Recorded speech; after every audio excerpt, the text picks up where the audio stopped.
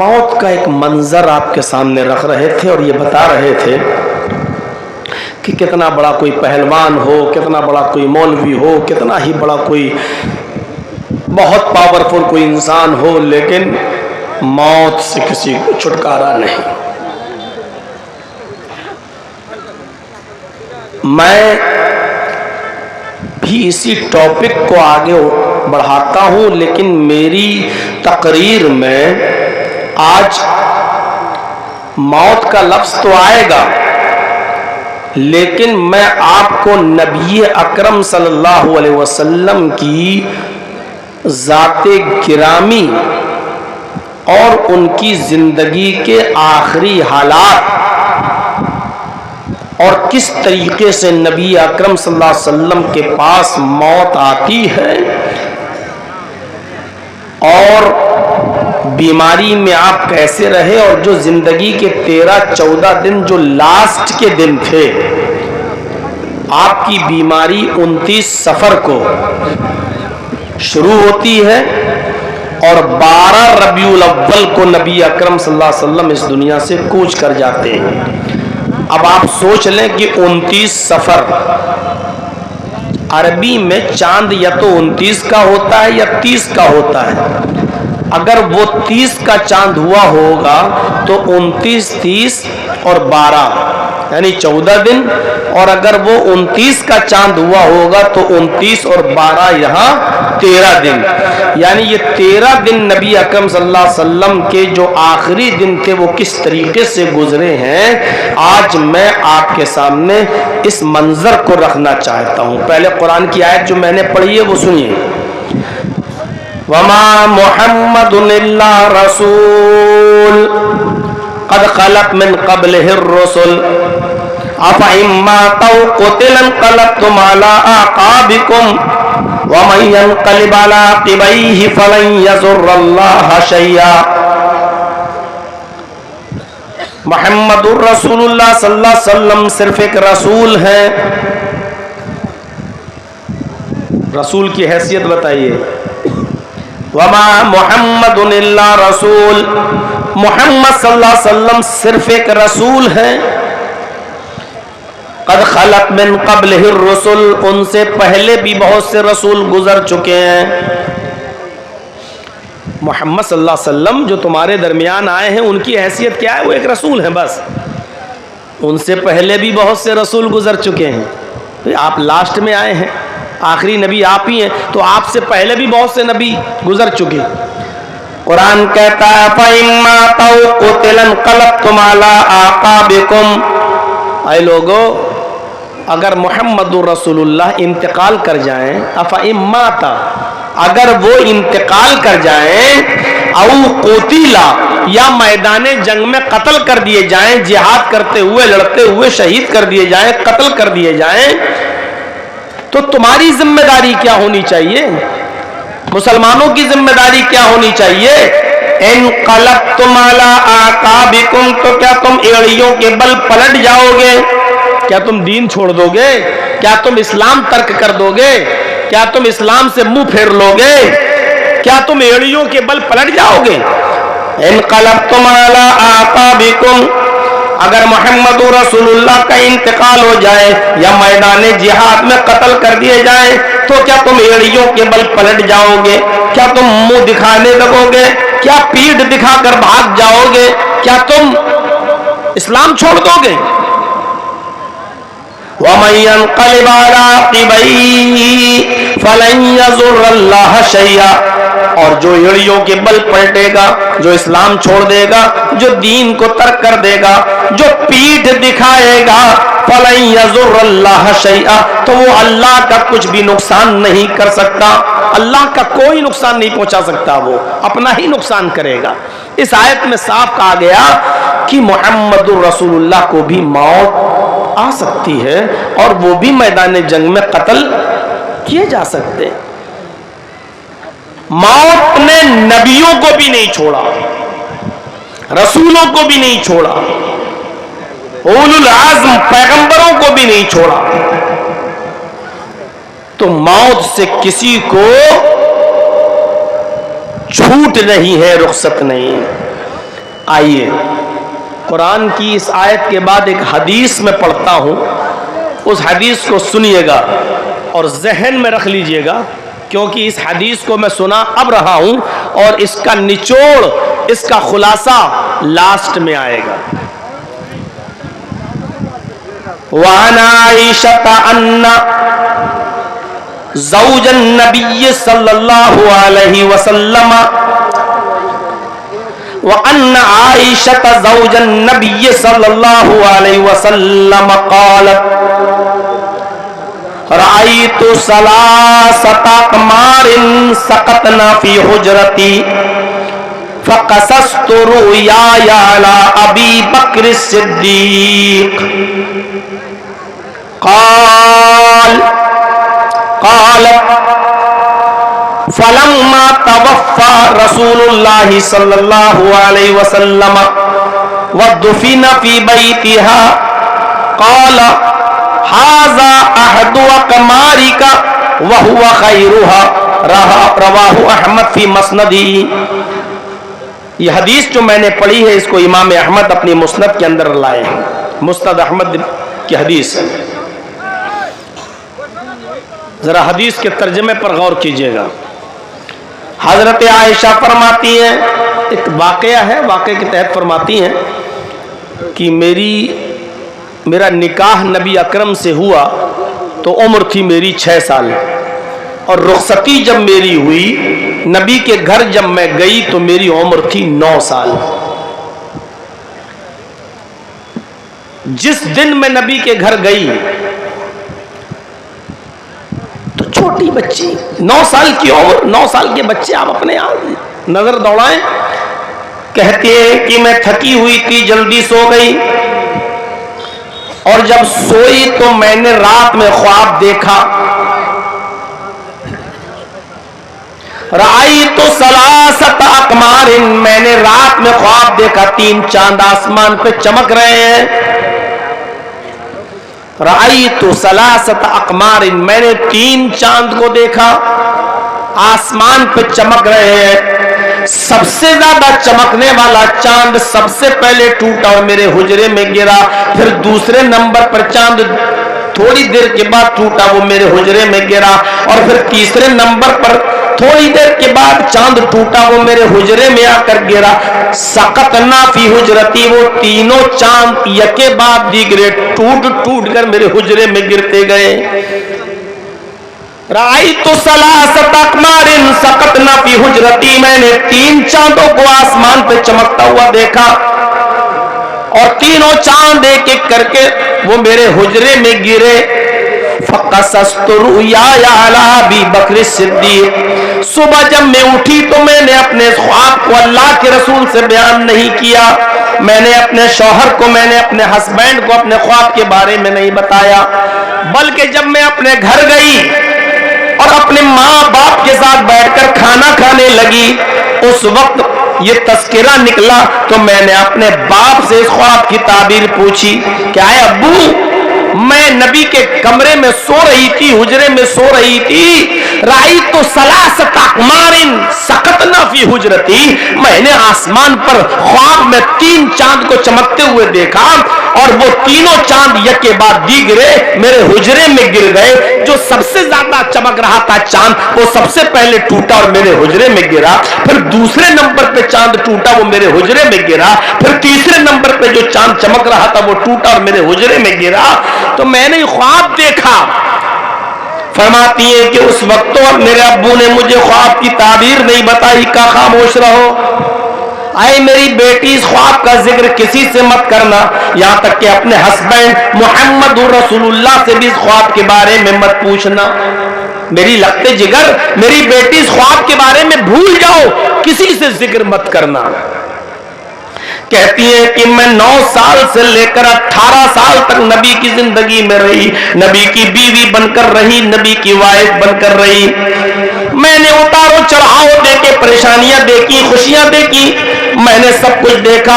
اور جب میری عمر 18 سال کی ہوئی اور جب جناب محمد رسول اللہ کا انتقال ہوا، فلما توفى رسول اللہ صلی اللہ علیہ وسلم، جب رسول اللہ کا انتقال ہو گیا، ودفن فی بیتہا، ان کو میرے بیت میں، ان کے حجرے میں، ان کے گھر میں جب دفنا دیا گیا، تب ابو بکر صدیق رضی اللہ تعالیٰ عنہ میرے باپ آئے، فقال، اور آنے کے بعد فرمایا، اے میری بیٹی اس قبر میں کون دفن ہے؟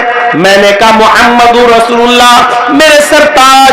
فرمایا ھذا احد اقماری کا وہو خیرھا، میری بیٹی تو نے آج سے 9-10 سال پہلے جو خواب دیکھا تھا کہ 3 چاند آسمان پہ چمک رہے ہیں، سب سے زیادہ چمکنے والا چاند ٹوٹ کر میرے حجرے میں گرا، عائشہ میری بیٹی یہ تیری خواب کا پہلا چاند ہے، جو سب سے بہتر چاند ہے، یہ ٹوٹا اور ٹوٹ کر تیرے حجرے میں آ کر گرا، یہ تیرے خواب کا پہلا چاند ہے، دوسرا چاند بھی تو اسی حجرے میں دفن ہوتے ہوئے دیکھے گی، اور تیسرا چاند بھی تو اسی حجرے میں دفن ہوتے ہوئے دیکھے گی۔ سمجھ گئے آپ؟ حضرت عائشہ کے اس خواب سے اب آپ نے اندازہ لگا لیا ہوگا۔ ادھر قرآن کی آیت افَإِن مَاتَ أَوْ قُتِلَ، اگر محمد رسول اللہ انتقال کر جائیں یا قتل کر دیے جائیں تو کیا تم منہ پھر لو گے، اپنی ایڑیوں کے بل پلٹ جاؤ گے؟ یعنی نبی اور رسولوں کو بھی موت آتی ہے، اور یہاں حضرت عائشہ کہہ رہی ہے کہ جب رسول اللہ کو دفن کر دیا گیا تب میرے باپ آئے اور مجھ سے کہا ھذا احد اقمارک، چاندوں میں سے یہ پہلا چاند ہے جو تیرے حجرے میں آ کر گرا، یعنی محمد رسول اللہ انتقال کر گئے۔ جب اسلام کمپلیٹ ہو گیا، حجۃ الوداع کے میدان میں اللہ کے نبی صلی اللہ علیہ وسلم نے لوگوں کو خطبہ دیا۔ 63 سال کی زندگی گزارنے کے بعد جب ذی الحجہ کے مہینے میں 9 تاریخ کو عرفات کے میدان میں آپ نے خطبہ دیا، اس خطبے میں آپ نے یہ فرمایا کہ لوگوں، ہو سکتا ہے آئندہ سال اس جگہ پر تم مجھے نہ پاؤ، یعنی آئندہ مجھے اس جگہ پر تم نہ دیکھ سکو۔ اے لوگوں، ہو سکتا ہے آئندہ میں اس جگہ پر نہ رہوں، یعنی آج کے بعد یہ سال دوبارہ مجھے نصیب نہ ہو سکتا ہے کہ میں اس میدان میں تمہارے ساتھ آئندہ سال حج نہ کر سکوں، نہ آ سکوں۔ یہیں پر آپ نے لوگوں سے پوچھا کہ لوگوں، اللہ نے مجھے جو ذمہ داری دے کر بھیجا تھا، جو دین دے کر بھیجا تھا، وہ میں نے تم تک پورا کا پورا پہنچا دیا یا نہیں؟ تمام لوگوں نے جواب دیا ہاں، قد بلغت رسالتہ وادیت ونصحت، اے محمد صلی اللہ علیہ وسلم، آپ نے اللہ کے پیغام کو پوری طریقے سے پہنچا دیا، آپ نے حق ادا کر دیا، آپ اپنے حق سے بری ہو گئے، اللہ نے جو دعوت دے کر بھیجا تھا آپ کو، آپ نے اس دعوت کو کمپلیٹ کر دیا۔ اللہ کے نبی نے فرمایا اللہم شہد، اللہم شہد، اللہم شہد، اللہ میری امت کی گواہی پر تو بھی گواہ بن جا۔ بہرحال قرآن کی آیت نازل ہوتی ہے الیوم اکملت لکم دینکم واتممت علیکم نعمتی ورضیت لکم الاسلام دینا، آج میں نے تمہارے اوپر تمہارے دین اسلام کو مکمل کر دیا، واتممت علیکم نعمتی، اور اپنی نعمتیں بھی پوری کر دی، ورضیت لکم الاسلام دینا، اور میں تمہارے دین اسلام سے راضی اور خوش ہو گیا۔ یہ ذی الحجہ کا مہینہ گزر گیا، محرم کا مہینہ بھی گزر گیا۔ غور کیجئے، ذی الحجہ کا مہینہ ختم، محرم شروع، اور محرم کا مہینہ ختم تو سفر شروع، اور سفر کا مہینہ گزرنے کے بعد ربیع الاول آتا ہے، اور ربیع الاول کی 12 تاریخ کو محمد رسول اللہ صلی اللہ علیہ وسلم انتقال فرما گئے۔ سفر شروع، سفر میں اب سفر کا مہینہ میں ایسے ہی بتا رہا ہوں، محرم کے بعد سفر، سفر کے بعد ربیع الاول، محرم ختم ہوا، سفر شروع، سفر کے شروع میں محمد رسول اللہ صلی اللہ علیہ وسلم آپ دامن احد میں گئے، دامن احد میں گئے، احد جہاں تمام شہید شہداء دفن ہے، جو احد کے میدان میں صحابہ شہید ہوئے تھے، 70 صحابہ ان کو وہاں دفن کیا گیا. نبی اکرم صلی اللہ علیہ وسلم دامن احد میں گئے. مہینہ کون سا؟ سفر. اور سفر کے مہینے میں وہاں جانے کے بعد نبی اکرم صلی اللہ علیہ وسلم نے شہداء احد کے لیے دعا کی. اے احد والو، اللہ رب العالمین تمہاری مغفرت فرمائے. تم جس حال میں بھی ہو، اچھی حالت میں ہو، اللہ رب العالمین تمہیں بخشے، تمہاری مغفرت فرمائے. دامن احد میں گئے اور آپ نے شہداء احد کے لیے دعا فرمائی کہ اللہ تو ان کی مغفرت فرما. انہوں نے تیرے دین کے لیے اپنی جان کا نذرانہ پیش کیا، بیوی بچوں کو چھوڑا، زمین و جائیداد چھوڑی اور تیرے دین کی راہ میں انہوں نے قربانی دی، اپنی جان کا نذرانہ پیش کیا. اللہ تو ان سب کی مغفرت فرما دے، اللہ تو ان سب کو بخش دے. اس کے بعد آپ گھر تشریف لائے. الوداعی آثار نظر آنے لگے.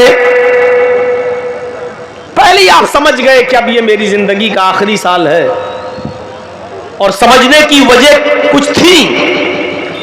پہلی وجہ یہ تھی کہ اللہ کے نبی صلی اللہ علیہ وسلم ہر سال رمضان کے مہینے میں 10 دن کا اعتکاف کیا کرتے تھے.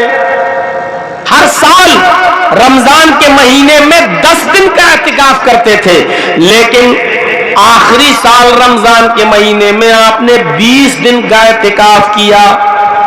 صحابہ بھی سمجھنے لگے یہ کیا بات ہے، آپ ہر سال 10 دن کا اعتکاف کرتے تھے، اس سال 20 دن کا اعتکاف کر رہے ہیں. اور جب رمضان کے مہینے میں جبرائیل علیہ السلام نے جو ہر سال ایک مرتبہ قرآن کا دور کراتے تھے، اس مرتبہ جبرائیل نے قرآن کا 2 مرتبہ دور کرایا. ہر سال ایک بار دور کراتے تھے، لیکن آخری سال 2 بار دور کرایا، قرآن کا 2 بار پڑھایا. اللہ کے نبی کو بھی احساس ہو گیا کہ اب یہ میرا آخری رمضان ہے، اس کے بعد دوسرا رمضان کا مہینہ نصیب نہیں ہوگا. رمضان کے بعد شوال آیا، شوال کے بعد ذوالقعدہ آیا، اور ذوالقعدہ کے بعد ذی الحجہ آیا. ذی الحجہ کی 9 تاریخ کو آپ نے فرما بھی دیا عرفات کے میدان میں کہ لوگوں، ہو سکتا ہے کہ میں آئندہ سال اس جگہ پر دوبارہ جمع نہ ہو پاؤں، تم سے ملاقات نہ کر پاؤں. اور ذی الحجہ کے بعد محرم کا مہینہ گزرا، اور محرم کے مہینے کے بعد سفر کا مہینہ گزرا. دامن احد میں گئے اور احد کے لوگوں کے لیے آپ نے دعا فرمائی. اس کے بعد گھر تشریف لائے. اس کے بعد 29 سفر کو نبی اکرم جناب محمد رسول اللہ صلی اللہ علیہ وسلم بقی گئے. بقی جس کو ہم اور آپ جنت البقی بولتے ہیں، حالانکہ اس کو بقی الغرقد نام ہے، اس کا صحیح نام بقی الغرقد ہے. مسجد نبی سے سٹا ہوا بقی الغرقد، جس کو ہم بقی بولتے ہیں، جہاں صحابہ کرام دفن ہیں. آپ بقی الغرقد گئے اور آپ نے بقی والوں کے لیے دعا فرمائی، صحابہ کے لیے دعا فرمائی. السلام علیکم اہل الدیار من المؤمنین والمسلمین وانشاءاللہ بکم للاحقون اسأل اللہ لنا ولکم العافیہ. ابھی کسی کو کھڑا کر کے پوچھ لو کہ قبرستان میں جانے کی دعا یاد ہے؟ جاتے ہو تو کیا دعا پڑھتے ہو؟ کتنے لوگوں کے ماں باپ اور کتنے لوگوں کی مائیں، کتنے کے بھائی قبروں میں دفن ہوں گے، لیکن آپ ان کے لیے سلامتی کی دعا نہیں پڑھ سکتے ہو. جب آپ اپنے ماں باپ کے لیے دعا نہیں کر سکتے ہو تو کیا امید رکھتے ہو آپ کی اولاد آپ کے لیے دعا کرے گی؟ آپ کی اولاد آپ کے لیے دعا کرے گی؟ قبرستان میں جانے کی یہی دعا ہے، السلام علیکم اہل الدیار من المؤمنین والمسلمین وانشاءاللہ بکم للاحقون اسأل اللہ لنا ولکم العافیہ. تمام میت کے لیے جو وہاں دفن ہے ان کے لیے دعا کرو. اس میں آپ کے ماں باپ بھی شامل ہیں، آپ کے بھائی بند بھی شامل ہیں، آپ کے اعزاء اور اقربا بھی شامل ہیں. اللہ کے نبی نے ان کے لیے دعا فرمائی. اور جب آپ بقی سے واپس آ رہے تھے، تاریخ نوٹ رکھنا 29 سفر، جب آپ 29 سفر کو واپس آ رہے تھے تو اپنے گھر پہنچنے سے پہلے اتنی تیز آپ کے سر میں درد ہوا کہ مارے سر کے درد کے آپ بیٹھ گئے. اطلاع دی گئی تو دو صحابی نبی اکرم صلی اللہ علیہ وسلم کو لینے آئے. ایک کا نام تھا فضل ابن عباس اور دوسرے صحابی کا نام تھا حضرت علی.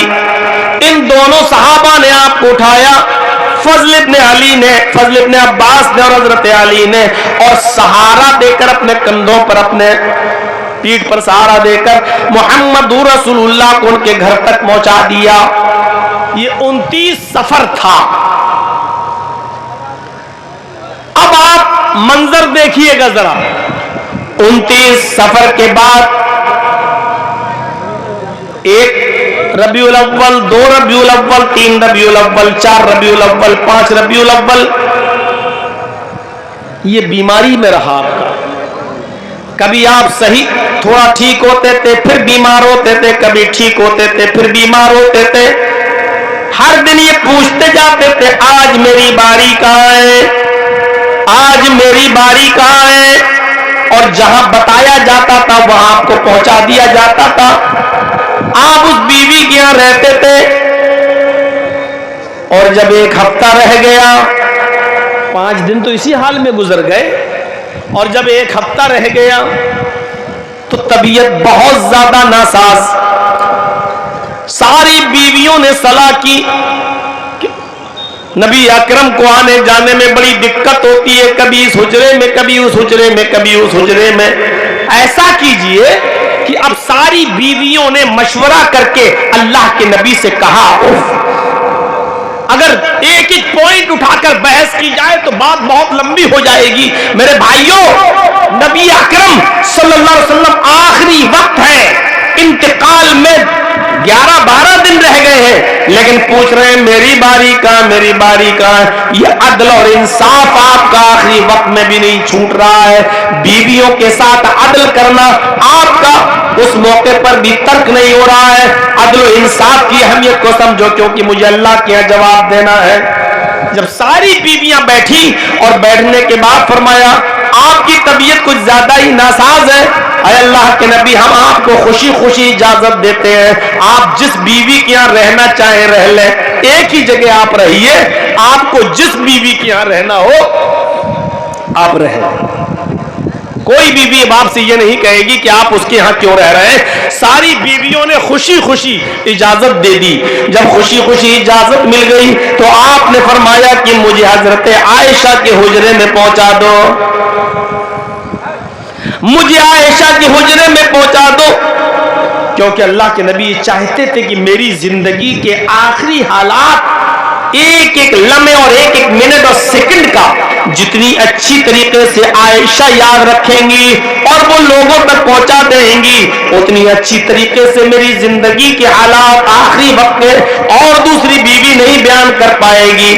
تو آپ نے یہ سوچ کر کہا کہ مجھے عائشہ کے حجرے میں پہنچا دو. 7 دن رہ گئے، حجرہ عائشہ میں پہنچایا جا رہا ہے، لیکن کنڈیشن کیا ہے؟ اگر آپ سنیں گے تو آپ کو تعجب ہوگا. کنڈیشن یہ ہے کہ نبی اکرم جناب محمد رسول اللہ صلی اللہ علیہ وسلم کو حضرت عباس کے بیٹے فضل اٹھاتے ہیں اور حضرت علی اٹھاتے ہیں. فضل دائیں طرف ہے، علی بائیں طرف ہے، اور یہ ہاتھ اللہ کے نبی کا فضل کے کاندھے پر ہے اور یہ ہاتھ آپ کا حضرت علی رضی اللہ تعالیٰ عنہ کے کاندھے پر ہے. آپ کو یہ دونوں صحابی اٹھا کر حجرہ عائشہ میں لے کے جا رہے ہیں اور سر پہ پٹی بندھی ہوئی ہے.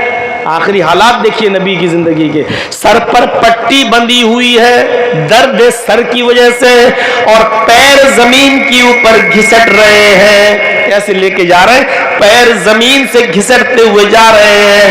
اس حال میں آپ حجرہ عائشہ میں داخل ہوئے. پوری حدیث دیکھ جائیے میرے بھائیوں، بخاری کتاب الجنائز کے اندر، جہاں اللہ کی نبی کی زندگی کے آخری حالات آپ کو ملیں گے آپ کی بیماری کے. آپ دیکھیے حضرت عائشہ کے حجرے میں اس حال میں داخل ہوئے کہ دایاں ہاتھ آپ کا فضل کے کاندھوں پر تھا اور بایاں ہاتھ علی کے کاندھوں پر تھا. سر پہ پٹی بندھی ہوئی تھی اور پیر زمین پر گھسٹ رہے تھے. آپ حجرہ عائشہ میں پہنچ گئے اور حجرہ عائشہ میں پہنچنے کے بعد آپ نے فرمایا میری طبیعت میں سدھار نہیں ہے، آج میں غسل کرنا چاہتا ہوں اور میں چاہتا ہوں کہ مجھے مختلف کنووں کے پانی سے نہلایا جائے۔ اس وقت سمر کا دور نہیں تھا، کنویں ہوا کرتے تھے کنویں، مجھے مختلف کنووں کے پانی سے نہلایا جائے۔ آپ کو ایک لگن میں ایک برتن میں بٹھا دیا گیا، اٹھنے کی طاقت نہیں تھی، آپ کو ایک لگن میں ایک برتن میں بٹھا دیا گیا اور آپ کے اوپر 7 کنووں کا پانی ڈالا گیا۔ 7 کنووں کا پانی، ادھر سے ادھر سے 7 کنووں کا پانی لایا گیا اور 7 کنووں کا پانی محمد رسول اللہ صلی اللہ علیہ وسلم کے اوپر ڈالا گیا۔ آپ کے اوپر 7 کنووں کا پانی ڈالا گیا، اتنا نہائے اور اتنا پانی آپ کے اوپر اس دن ڈالا گیا کہ آپ نہاتے نہاتے خود ہی کہنے لگے بس کرو، آج طبیعت سے نہایا ہوں، آج طبیعت سے میں نے غسل کیا ہے، بس کرو، اب اس سے زیادہ نہیں، بس کرو۔ میرے بھائیوں، 7ویں دن طبیعت میں کچھ افاقہ ہوا، 7ویں دن غسل کرنے کے بعد طبیعت میں افاقہ ہوا، آپ مسجد کے اندر گئے اور مسجد میں جانے کے بعد آپ نے نماز بھی پڑھائی ظہر کی اور منبر پر بیٹھ کر آپ نے لوگوں کو کچھ وصیت بھی فرمائی، لوگوں کو کچھ آپ نے کرنے کے لیے کہا بھی، اور اس کے بعد میں آپ واپس آ گئے اپنے گھر آئے، پھر آپ کی طبیعت میں پھر بگاڑ ہوا، ناساز ہوئی۔ اب انتقال میں 5 دن رہ گئے، صرف 5 دن باقی رہ گئے، تو اللہ کے نبی صلی اللہ علیہ وسلم کی طبیعت میں تھوڑا سا سدھار ہوا، پھر آپ اٹھے اور مسجد کی طرف گئے، حجرے سے نکلے اور مسجد میں پہنچ گئے۔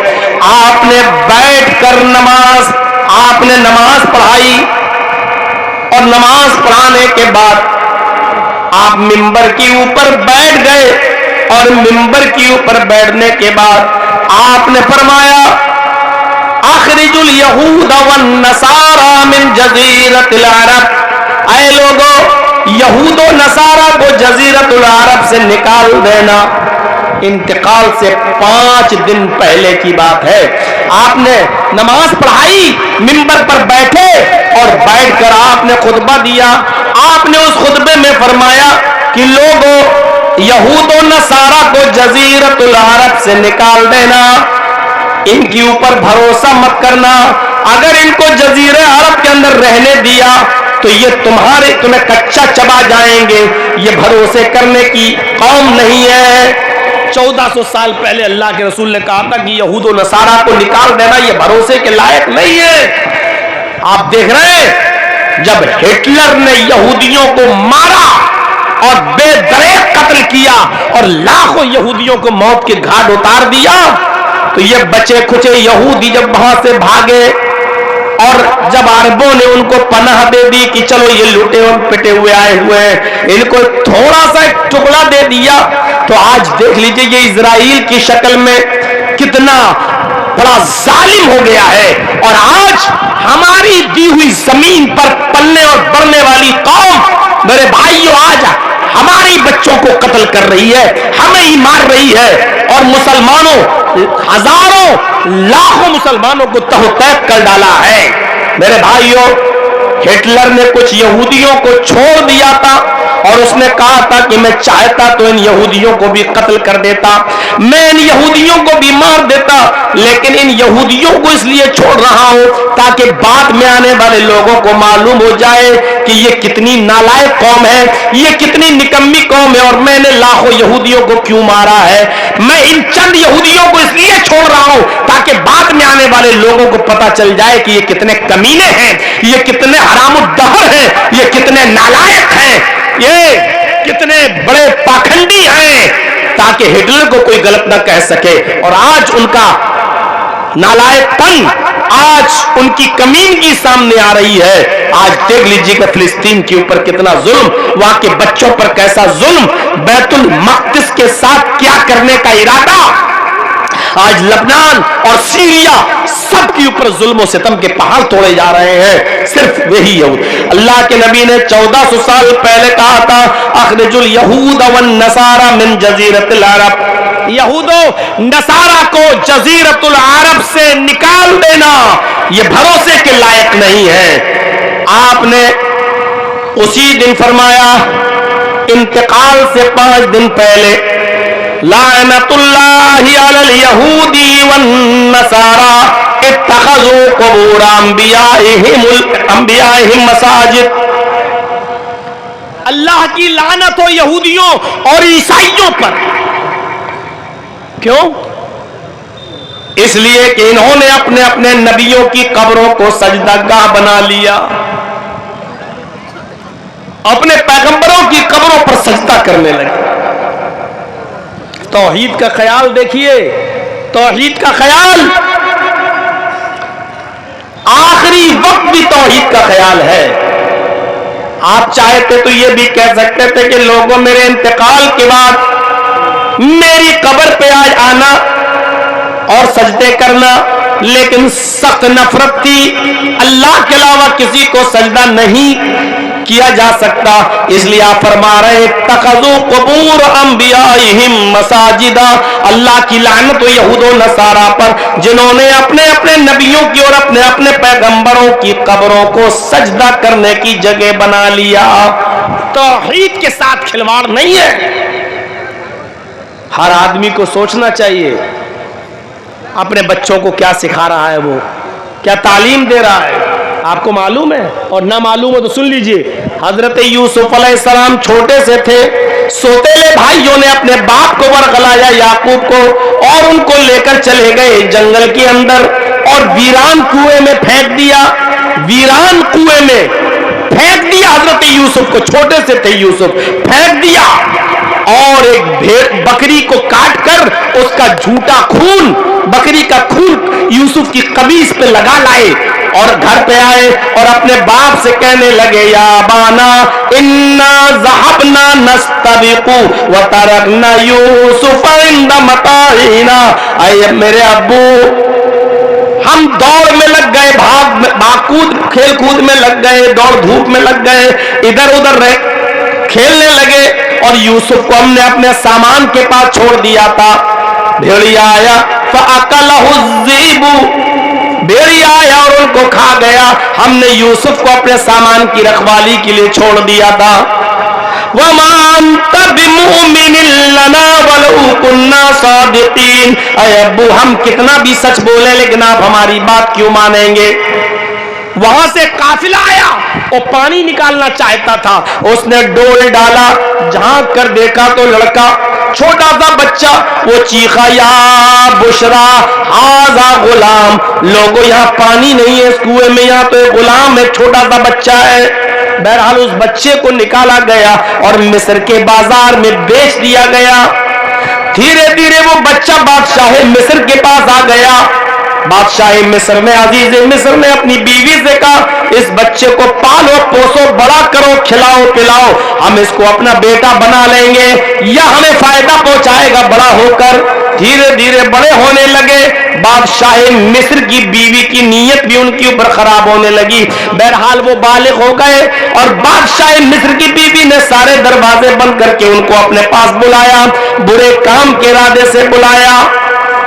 बच गए, नहीं किया गलत काम, इस पादाश में कि मेरी बात नहीं मानी, अजीज मिस्र की बीवी ने उनको जेल खाने में पहुंचवा दिया। 7 साल से ज्यादा का जमाना जेल में रहे, ख्वाब की ताबीर का इल्म बताया और वहीं से उनकी किस्मत चमकी और एक दिन ऐसा आया कि वो मिस्र के बादशाह बन गए, मिस्र के हुक्मरां बन गए।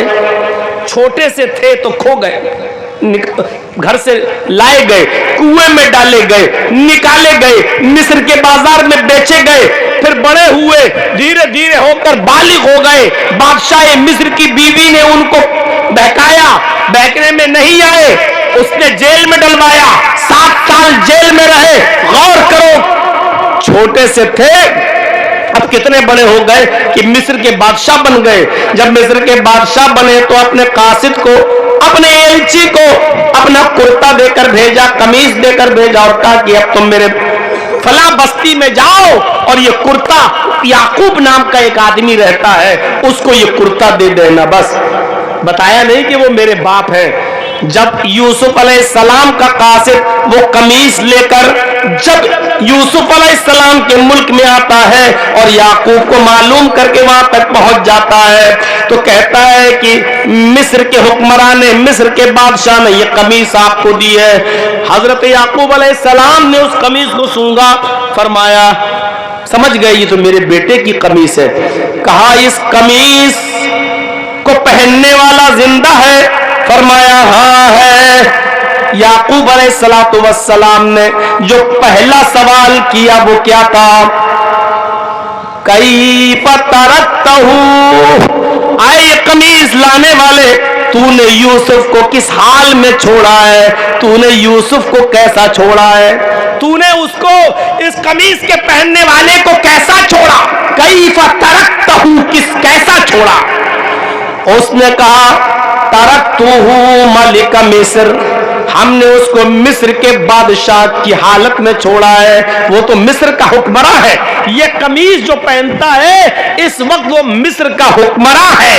حضرت یعقوب نے یہ نہیں کہا اچھا بڑی خوشی, نہیں یہ نہیں کہا کہ نہیں وہ مصر کا حکمراں ہے یا غریب ہے یا دھول چاٹتا ہے یا لوگوں کے برتن مانجتا ہے یا کسی ہوٹل میں کام کرتا ہے, مجھے اس سے مطلب نہیں, میں یہ نہیں پوچھنا چاہتا. لا اسألکم من ھذا, میں نے تم سے اس کے بارے میں نہیں جاننا چاہا کہ وہ مصر کا بادشاہ یا نہیں.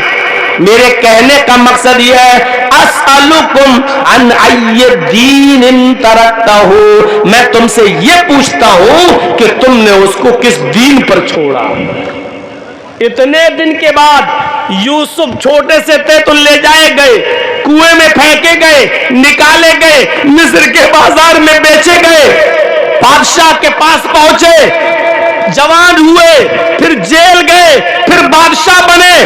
غور کرو, ایک لمبا زمانہ, کم سے کم 15-20 سال کا زمانہ اور 7 سال جیل کا زمانہ بھی مان لیا جائے تو 25-27 سال کا زمانہ گزر گیا. اور اتنے دن کے بعد جب بیٹے کی قمیص ملی تو باپ نے یہ نہیں پوچھا کہ میرا بیٹا ملک کا بادشاہ, یہ سن کر خوشی نہیں ہوئی بلکہ یہ پوچھا ان ای دین ترکتہ, تم نے یوسف کو کس حال میں, کس دین پر چھوڑا؟ وہ ایک اللہ کی عبادت کرتا ہے یا نہیں, نماز پڑھتا ہے یا نہیں؟ ان ای دین ترکتہ, تم نے اس کو کس دین پہ چھوڑا؟ یار باپ کی ذمہ داری ہے کہ وہ پتہ لگائے کہ اس کی اولاد کیا کرتی ہے. رات کے 12 بجے آپ کا بیٹا کیوں آتا ہے؟ رات کے عشاء کی نماز کے بعد آپ کا بیٹا فوراً بستر پر کیوں نہیں سوتا؟ رات کے 11 اور 12 بجے وہ کیوں آ رہا ہے؟ اور ہر باپ کی ذمہ داری ہے کہ وہ چیک کرے کہ اس کی بیٹی رات کے 12 بجے موبائل کیوں چلاتی ہے, بیٹی کے ہاتھ میں اینڈرائڈ موبائل کیوں ہے. یہ باپ کی ذمہ داری ہے کہ اگر ہے تو بیٹی کو حکم دے کہ ہر وقت اس کا لاک کھلا ہوا ہونا چاہیے, فنگر نہیں ہونا چاہیے, کوئی چیز نہیں, اور اس ٹائپ کا موبائل ہونا چاہیے کہ جب بھی باپ مانگے بیٹی فوراً دے دے اور باپ جا کر چیک کرے. حالانکہ ایسے ایسے سافٹ ویئر اس میں پڑے ہوئے ہیں کہ باپ کی نظر بھی وہاں تک نہیں پہنچ سکتی ہے. میرے بھائیوں, چیک کرنا باپ کی ذمہ داری ہے کہ وہ اپنی بیٹی کا موبائل چیک کرے, اپنے بیٹے کا بھی موبائل چیک کرے اور بیٹوں پر بھی نظر رکھے کہ وہ کس طرف جا رہے ہیں. اتنے دنوں کے بعد باپ نے اگر پوچھا تو یہ پوچھا ان ای دین ترکتہ, تم نے میرے یوسف کو کس حال میں, کس دین پر چھوڑا؟ تو اللہ کے نبی نے یہاں 2 نصیحتیں فرمائی. 5 دن پہلے یہود و نصارہ کو تم نکال دینا, اور دوسری بات فرمائی بددعا, اللہ کی لعنت ہو یہود و نصارہ پر جنہوں نے اپنے اپنے نبیوں کی قبروں کو سجدہ گاہ بنا لیا. یہ انتقال سے 5 دن پہلے کی بات ہے. اب انتقال میں 4 دن رہ گئے. آپ نے کہا یہ ذرا غور سے سنیے گا. آپ نے فرمایا لوگوں قلم لاؤ اور چمڑے کے ٹکڑوں پر یا بڑی بڑی ہڈیوں پر کچھ لکھا جاتا تھا پہلے, تو آپ نے فرمایا کہ قلم لاؤ اور ہڈی کا کوئی ٹکڑا یا چمڑے کا ٹکڑا لاؤ, میں کچھ وصیت کر رہا ہوں اس کو لکھ لو. یہاں اختلاف ہو گیا. کچھ صحابہ کہنے لگے کہ لکھوائیے, اور کچھ کہنے لگے رہنے دیجیے, آپ کی طبیعت ٹھیک نہیں ہے, آپ آرام کیجیے. جو لوگ یہ کہہ رہے تھے کہ آپ آرام کیجیے, ان میں حضرت عمر بھی شامل تھے. حضرت عمر کہنے لگے ہمارے لیے بس قرآن کافی ہے, آپ آرام کیجیے, آپ تکلیف کیوں اٹھا رہے ہیں, قلم منگوا رہے ہیں, ہڈی یا چمڑے کا ٹکڑا منگوا رہے ہیں لکھوانے کے لیے. اے اللہ کے نبی ہمیں کسی چیز کی ضرورت نہیں, ہمارے لیے بس قرآن کافی ہے. کچھ صحابہ کہنے لگے نہیں, پتہ نہیں کون سی خاص چیز اللہ کے نبی بتانا چاہتے ہیں, اگر وہ لکھ لی جائے تو کیا حرج ہے. اسی میں صحابہ کرام کے درمیان اختلاف ہو گیا. اختلاف اتنا بڑھ گیا کہ تو میں تک نوبت آ گئی. جب آپ نے اس اختلاف کو دیکھا تو آپ نے اپنے بستر کے پاس سے اختلاف کرنے والوں کو یہ کہہ کر ہٹا دیا, دور ہو جاؤ میری آنکھوں کے سامنے سے. حضرت عمر سے بھی اور دوسرے گروپ سے بھی آپ نے فرمایا ہٹ جاؤ میری آنکھوں کے سامنے سے. یعنی مجھے اختلاف پسند نہیں ہے, مجھے لڑنا پسند نہیں ہے, مجھے آپ کا جھگڑنا پسند نہیں ہے, میری طبیعت ویسے ہی خراب ہے, اب تم میری نگاہوں کے سامنے سے ہٹ جاؤ. دونوں گروپ کو, دونوں پارٹیوں کو آپ نے باہر نکال دیا. ظہر کی نماز کا وقت ہوا, آپ اٹھے, یاد رکھیے گا 4 دن رہ گئے آپ کے انتقال میں. آپ اٹھے اور تھوڑی دیر کے بعد آپ مسجد میں گئے. مسجد میں جب آپ گئے تو آپ نے نماز پڑھی, ظہر کی نماز پڑھائی ظہر کی, اور ظہر کی نماز پڑھانے کے بعد منبر کے اوپر بیٹھ گئے, اور بیٹھنے کے بعد آپ نے جو وصیت کی وہ سنیے. آپ نے فرمایا لوگوں لشکر اسامہ کو روانہ کر دینا, یعنی میں نے جہاد کے لیے جس لشکر کو بھیجا ہے اور تیاری کرائی ہے اس لشکر کو کسی بھی حال میں مت روکنا. میں دنیا میں رہوں نہ رہوں, میں انتقال بھی کر جاؤں, لیکن لشکر اسامہ جس کو جہاد کے لیے میں نے تیار کیا اس کو جانا پڑے گا, اس کو جہاد کے لیے ہر حال میں نکال دینا. آپ نے پہلی نصیحت فرمائی کہ لوگوں لشکر اسامہ کو روانہ کر دینا, اس کو کسی بھی قیمت پر مت روکنا. فرمایا ٹھیک. اس کے بعد میں آپ نے دوسری نصیحت فرمائی, لوگوں ترکت فیکم امرین لن تضلوا ما تمسکتم بہما,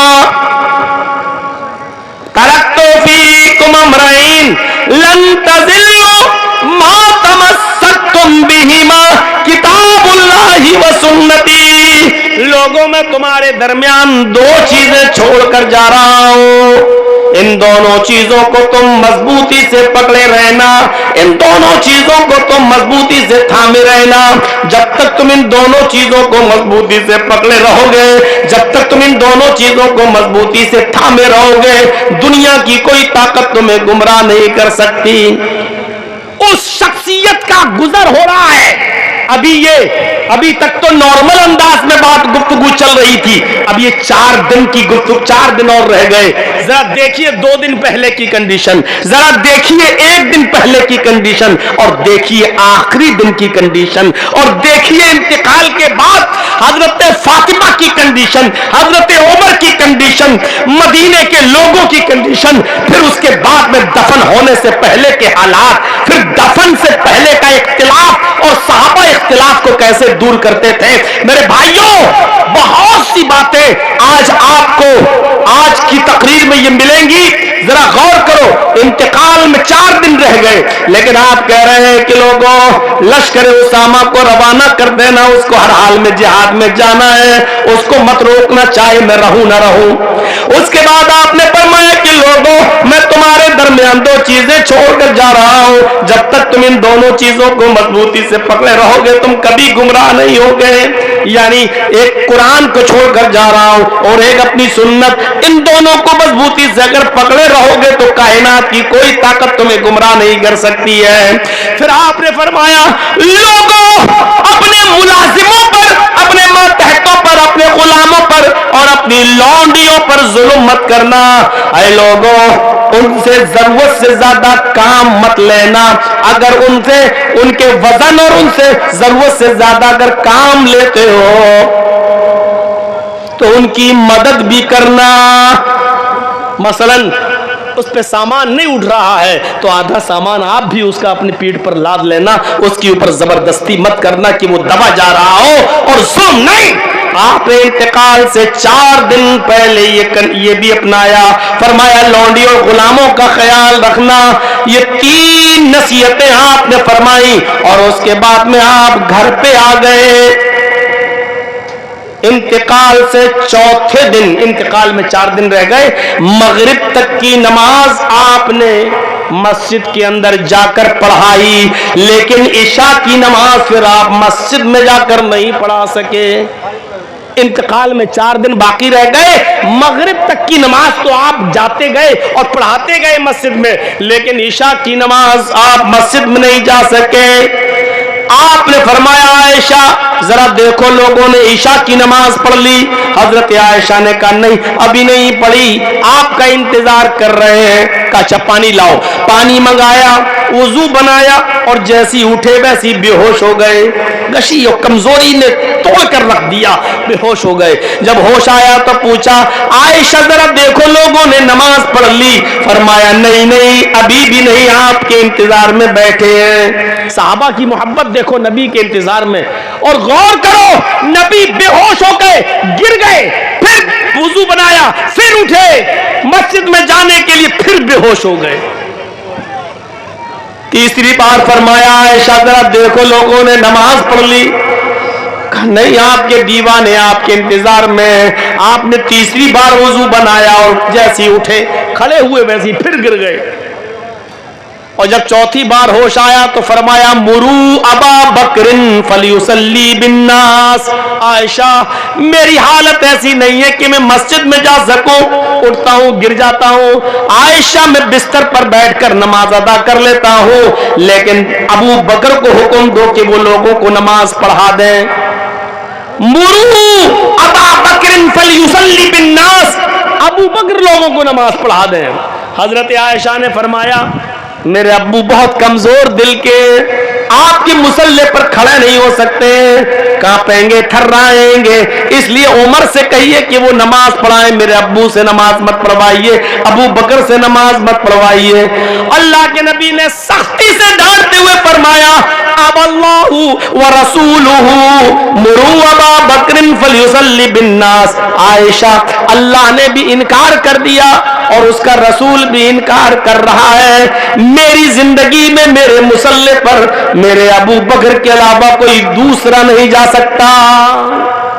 ابو بکر سے کہو کہ لوگوں کو نماز پڑھو. عشاء کی نماز حضرت ابو بکر صدیق نے پڑھائی. نوٹ کر لینا, اللہ کے نبی صلی اللہ علیہ وسلم ان 4 دنوں میں جتنے دن بیمار رہے, 4 دن جو بچے آپ کے, نبی کی زندگی میں ابو بکر کو نماز پڑھانے کا موقع ملا, اور زندگی میں حضرت ابو بکر صدیق نے کل 17 وقت کی نماز پڑھائی. 17 وقت کی نماز اللہ کے نبی صلی اللہ علیہ وسلم کی زندگی میں. انتقال سے 4 دن پہلے آپ بیمار تھے, بستر پہ تھے, اور پھر نہیں اٹھے. عشاء کی نماز سے شروع ہوئی اور پھر ٹوٹل 17 نماز انتقال تک ابو بکر کو پڑھانا نصیب ہوا. آپ نہیں جا سکے. اب 2 دن رہ گئے. انتقال میں جب 2 دن رہ گئے تو آپ اٹھے. یہ منظر دیکھنے کے لائق ہے. 2 دن رہ گئے, کچھ طاقت آئی, اٹھے, گئے مسجد میں. ابو بکر نماز پڑھا رہے تھے, حضرت ابو بکر صدیق نماز پڑھا رہے تھے.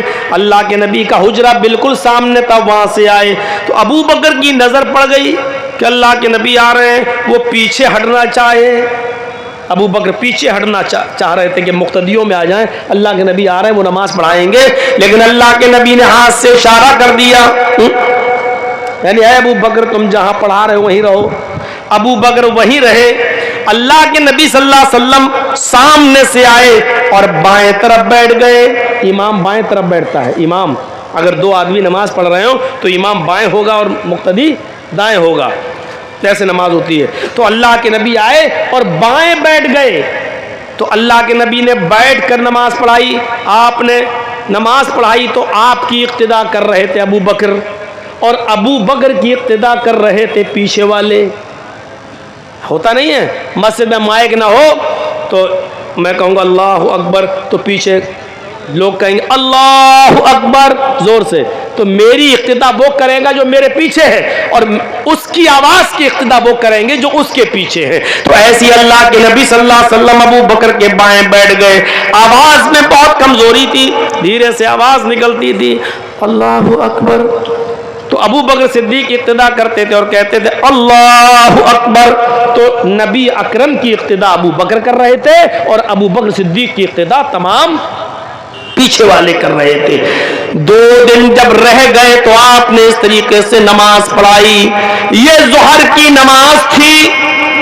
फिर आप मिंबर के ऊपर बैठे और मिंबर के ऊपर बैठने के बाद आपने फरमाया, ये मंजर देखने के लायक है लोगों, मस्जिद में ये कोड़ा रखा हुआ है। एक कोड़ा रखा रहता था ताकि किसी को अगर सजा देना हो, शराबी अराबी कोई आए तो उसी कोड़े से 40 कोड़े मारे जाते थे। ये कोड़ा रखा हुआ है। इस मंजर को देखिए, दिल कांप जाते हैं मेरे भाइयों। आपने फरमाया लोगों, ये कोड़ा यहाँ रखा हुआ है, अगर मैंने किसी की पीठ पर कोड़ा मारा हो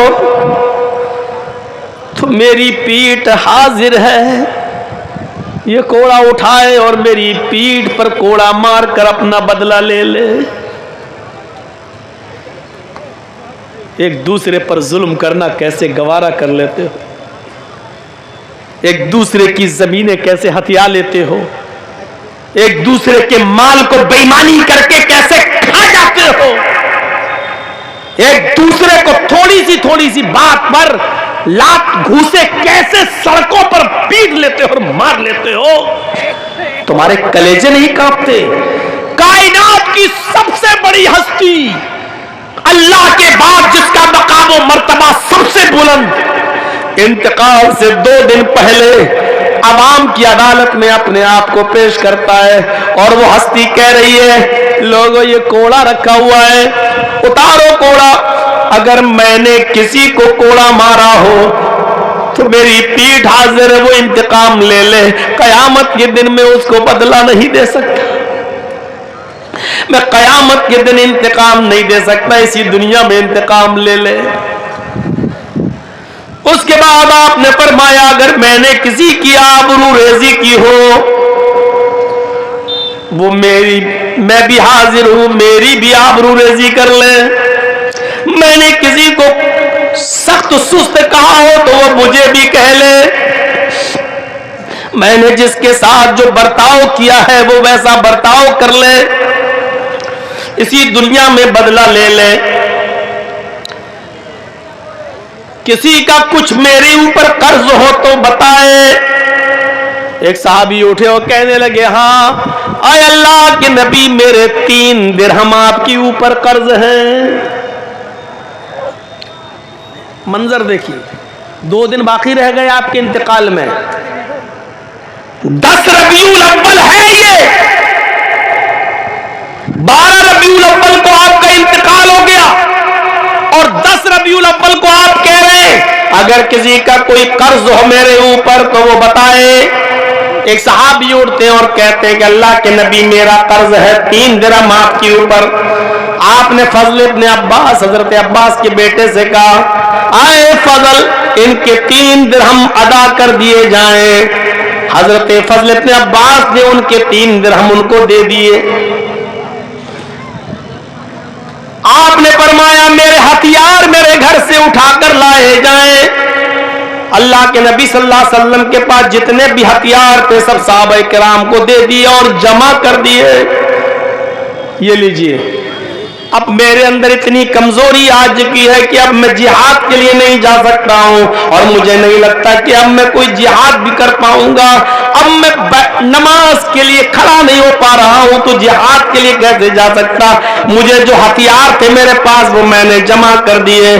صحابیوں، یہ ہتھیار سنبھالو، اب یہ تمہارے کام آئیں گے۔ آپ نے سارے ہتھیار جمع کر دیے۔ ایک اور منظر دیکھنے کے لائق ہے، ایک اور منظر دیکھنے کے لائق ہے۔ آپ نے فرمایا ساتھیوں، ان ہتھیاروں میں جو ہتھیار میرے پاس دیکھ رہے ہو اس میں ایک زرہ کی کمی ہے۔ زرہ، اور زرہ نہ جانتے ہو تو سمجھو، پہلے زرہ پہن لی جاتی تھی، جہاد جب ہوتا تھا تو زرہ پہن لیتے تھے لوگ تاکہ تیر نہ لگے، تلوار کا وار نہ ہو، لوہے کی زرہ ہوتی تھی تو ایسے اوپر سے ڈال لیا کرتے تھے اور لڑتے تھے۔ کسی کا تیر آتا تھا تو لوہے کی زرہ میں لگتا تھا تو تیر اندر نہیں گھستا تھا، سینے میں پیوست نہیں ہوتا تھا، اس کو زرہ بولتے تھے، زرہ۔ فرمایا لوگوں، میرے پاس ایک زرہ بھی رکھی ہوئی تھی، وہ زرہ میرے پاس تم نہیں دیکھ رہے ہو؟ فرمایا ہاں۔ زرہ کہاں ہے؟ اللہ کے نبی فرماتے کہ یہودی کے پاس گروی رکھی ہوئی ہے۔ گروی سمجھتے نا، گروی؟ یہ موبائل میرا رکھ لیجئے، 10,000 روپے مجھے دے دیجئے، جب ہم آپ کے 10,000 لوٹا دیں تب آپ مجھے یہ میرا موبائل دے دینا۔ یہ ہوتی گروی، رہن۔ اللہ کے نبی فرماتے ہیں کہ ایک یہودی کے پاس میری زرہ رہن رکھی ہوئی ہے، گروی رکھی ہوئی ہے۔ کتنا خطرناک منظر ہے۔ میں نے اس سے 30 سا جو لے لیا تھا زرہ گروی رکھ کر۔ 30 سا، ایک سا ہوتا ہے 2.5 کلو کا۔ ایک سا کتنے کا ہوتا ہے؟ 2.5 کلو کا۔ اللہ کے نبی صلی اللہ علیہ وسلم فرماتے 30 سا جو کے عوض میں نے زرہ یہودی کو گروی رکھ دیا تھا۔ محمد رسول اللہ کے پاس 75 کلو گیہوں، بھائی 30 سا کا 75 کلو ہوا کہ نہیں ہوا؟ ایک سا 2.5 کلو کا تو 30 سا 75 کلو۔ میں نے 30 سا جو کے عوض گروی رکھ دی تھی وہ زرہ، یعنی 75 کلو جو میں نے اس سے لے لیا تھا۔ محمد کے پاس 75 کلو جو کا انتظام نہیں ہو پایا۔ لوگوں، اگر تمہارے پاس 75 کلو جو کا انتظام ہو جائے تو وہ یہودی کو دے کر وہ زرہ لے لینا، اس کو بھی جنگ میں استعمال کرنا، وہ تمہارے کام آئے گا۔ غور کیجئے کہ اس حال میں اس دنیا سے جا رہے ہیں۔ فرماتے ہیں کہ میری زرہ 75 کلو جو کے عوض یہودی کے پاس رہن رکھی ہوئی ہے، گروی رکھی ہوئی ہے، میرے پاس انتظام نہیں ہو سکا، میرے پاس نہیں ہو پایا انتظام۔ تم وہ 75 کلو جو اس کو دے دینا اور زرہ اس سے لے لینا، وہ زرہ میدان جنگ میں لڑنے کے کام آئے گی۔ آپ کے پاس جتنے غلام تھے آپ نے ان تمام غلاموں کو آزاد فرما دیا کہ اب میں تمہیں اپنی غلامی سے آزاد کر رہا ہوں۔ آپ نے غلاموں کو آزاد کیا، لونڈیوں کے بارے میں وصیت فرمائی۔ انتقال سے 2 دن پہلے آپ نے اپنے ہتھیار جمع کر دیے، آپ نے اپنے آپ کو بدلے کے لیے پیش کر دیا۔ اگر کسی نے کو میں نے مارا ہو تو یہ گال حاضر ہے، کسی کو کوڑا مارا ہو تو یہ پیٹھ حاضر ہے، کسی کا قرض لیا ہو تو قرض دینے کے لیے میں تیار ہوں۔ محمد رسول اللہ صلی اللہ علیہ وسلم انتقال سے 2 دن پہلے اپنے آپ کو اس انداز سے پیش کرتے ہیں اور اس کے بعد پھر اپنے گھر آتے ہیں اور پھر وہی گھر میں آرام کرتے ہیں اور بقیہ نمازیں اسی گھر کے اندر پڑھتے ہیں۔ انتقال میں 1 دن رہ گیا تو آپ پھر مسجد کے اندر جاتے ہیں اور بیٹھ کر نماز پڑھاتے ہیں، اور اس کے بعد میں آپ نے فرمایا منبر پر بیٹھ کر جو جملے آپ نے ادا کیے وہ جملے بڑے عجیب و غریب جملے ہیں۔ آپ نے دعا فرمائی اللہم لا تجعل قبری وثن یعبد، اللہم لا تجعل قبری وثن یعبد، اللہم لا تجعل قبری وثن یعبد، اے اللہ محمد کے انتقال کے بعد محمد کی قبر کو پوجا پاٹ کی جگہ نہ بنا دینا، محمد کی قبر کو سجدہ کرنے کی جگہ نہ بنا دینا، محمد کی قبر کو چومنے چاٹنے کی جگہ نہ بنا دینا، اے اللہ میری قبر کو میلے اور ٹھیلے کی جگہ نہ بنا دینا۔ آج بڑے بڑے ہندوستان میں مزاروں پہ چلے جاؤ، میلے لگیں گے، ٹھیلے لگیں گے، آج ساری چیزیں ہو رہی ہیں، لیکن نبی اکرم کی دعا 1400 سال پہلے کی قبول ہوئی ہے اور انشاءاللہ قیامت کی صبح تک قبول ہی رہے گی۔ اس قبر پر کبھی میلہ ٹھیلا نہیں لگے گا، اس قبر پہ کبھی چادر نہیں چڑھے گی، اس قبر پہ کبھی سجدہ نہیں کیا جائے گا، اس لیے کہ یہ دعا جناب محمد رسول اللہ نے خود فرمائی تھی کہ اللہم لا تجعل قبری وثن یعبد، اے اللہ میری قبر کو پوجا پاٹ کی جگہ نہ بنا دینا، چومنے چاٹنے کی جگہ نہ بنا دینا۔ گھر آ گئے، آپ نے بقیہ نمازیں گھر پہ پڑھی، رات آپ نے گھر میں گزاری، آج 12 ربیع الاول ہے، صبح فجر کی نماز کے وقت آپ نے پردہ ہٹا کر دیکھا، ایسے صحابہ کرام نماز پڑھ رہے ہیں، ابو بکر صدیق امامت کر رہے ہیں، جب پردہ ہٹا تو ابو بکر کی نظر پڑی، وہ پیچھے ہٹنا چاہ رہے تھے لیکن اللہ کے نبی صلی اللہ علیہ وسلم نے ہاتھ کے اشارے سے ان کو روک دیا اور پردہ گرا دیا۔ آپ کے اندر اب اتنی طاقت نہیں تھی کہ آپ مسجد میں جا سکیں، فجر کی نماز میں آپ نے صرف پردہ اٹھا کر دیکھا، آپ نے لوگوں کو نماز پڑھتے ہوئے دیکھا اور ابو بکر کو امامت کرتے ہوئے دیکھا تو آپ کے چہرے پر مسکراہٹ آ گئی۔ فجر کی نماز اپنے بستر پر آپ نے بیٹھ کر یا لیٹ کر ادا کی، لیکن اس نماز کے بعد پھر کوئی دوسری نماز کا وقت نہیں آیا۔ جب اللہ کے نبی نے پردہ ہٹایا تو صحابہ کرام کے فتنے میں پڑ جانے کا ڈر ہوا، لگ رہا تھا کہ لوگ نیتیں توڑ دیں گے اور نمازیں توڑ دیں گے اور اللہ کے رسول سے خیریت پوچھنے لگیں گے، آپ کی طبیعت کیسی ہے؟ آپ نے فوراً ہاتھ کے اشارے سے ابو بکر سے کہا کہ تم نماز پڑھاؤ اور پردہ آپ نے گرا دیا، پھر آپ اندر چلے گئے اور آپ نے نماز وہیں پڑھی۔ نماز کے بعد صحابہ کرام کا تانتا لگ گیا، لوگ آتے گئے اور خیریت پوچھتے گئے، لوگ آتے گئے اور خیریت پوچھتے گئے اور جاتے گئے۔ تھوڑی دیر کے بعد سورج نکلنے کے بعد حضرت فاطمہ آتی ہے، اللہ کے نبی صلی اللہ علیہ وسلم کو بستر پر لیٹا ہوا دیکھتی ہے، اللہ کے نبی صلی اللہ علیہ وسلم کی پیشانی کا بوسہ دیتی ہے، چومتی ہے اور کہتی ہے واہ کربا ابا، ہائے میرے ابو کی تکلیف، ہائے میرے ابو کی پریشانی۔ حضرت فاطمہ کی یہ جملے سن کر محمد رسول اللہ نے فرمایا میری بیٹی روتے نہیں، میری بیٹی غم نہ کرو، میری بیٹی اپنے باپ کی تکلیف کو دیکھ کر تم پریشان مت ہو، آج کے بعد تمہارے باپ کو کبھی اتنی تکلیف نہیں ہوگی، آج کے بعد تمہارے باپ کو کبھی اتنی تکلیف نہیں پہنچے گی۔ سمجھ گئی کہ میرے ابو کا آج آخری وقت ہے، آخری دن ہے۔ اس کے بعد حسن اور حسین کو آپ نے بلایا، حسن حسین کی پیشانی کا بوسہ دیا اور فرمایا لوگوں حسن اور حسین یہ جنت کے 2 پھول ہیں، ان کا خیال رکھنا، ان کو تکلیف مت دینا، جس نے ان کو تکلیف دی اس نے محمد رسول اللہ کو تکلیف دی۔ پھر آپ نے فاطمہ کے بارے میں فرمایا فاطمہ میرے دل کا ٹکڑا ہے، جس نے فاطمہ کو ستایا اس نے مجھے ستایا۔ پھر آپ نے لونڈیوں کے تعلق سے، غلاموں کے تعلق سے آپ نے وصیت فرمائی، پھر اپنی بیویوں کو بلایا اور بیویوں کو بھی خیر کی وصیت فرمائی، بیویوں کو بھی خیر کی وصیت فرمائی۔ تکیے کے نیچے آپ کا ہاتھ گیا، 7 درہم تھے، فرمایا ان کو بھی صدقہ کر دو، 7 درہم کو بھی صدقہ کر دیا گیا۔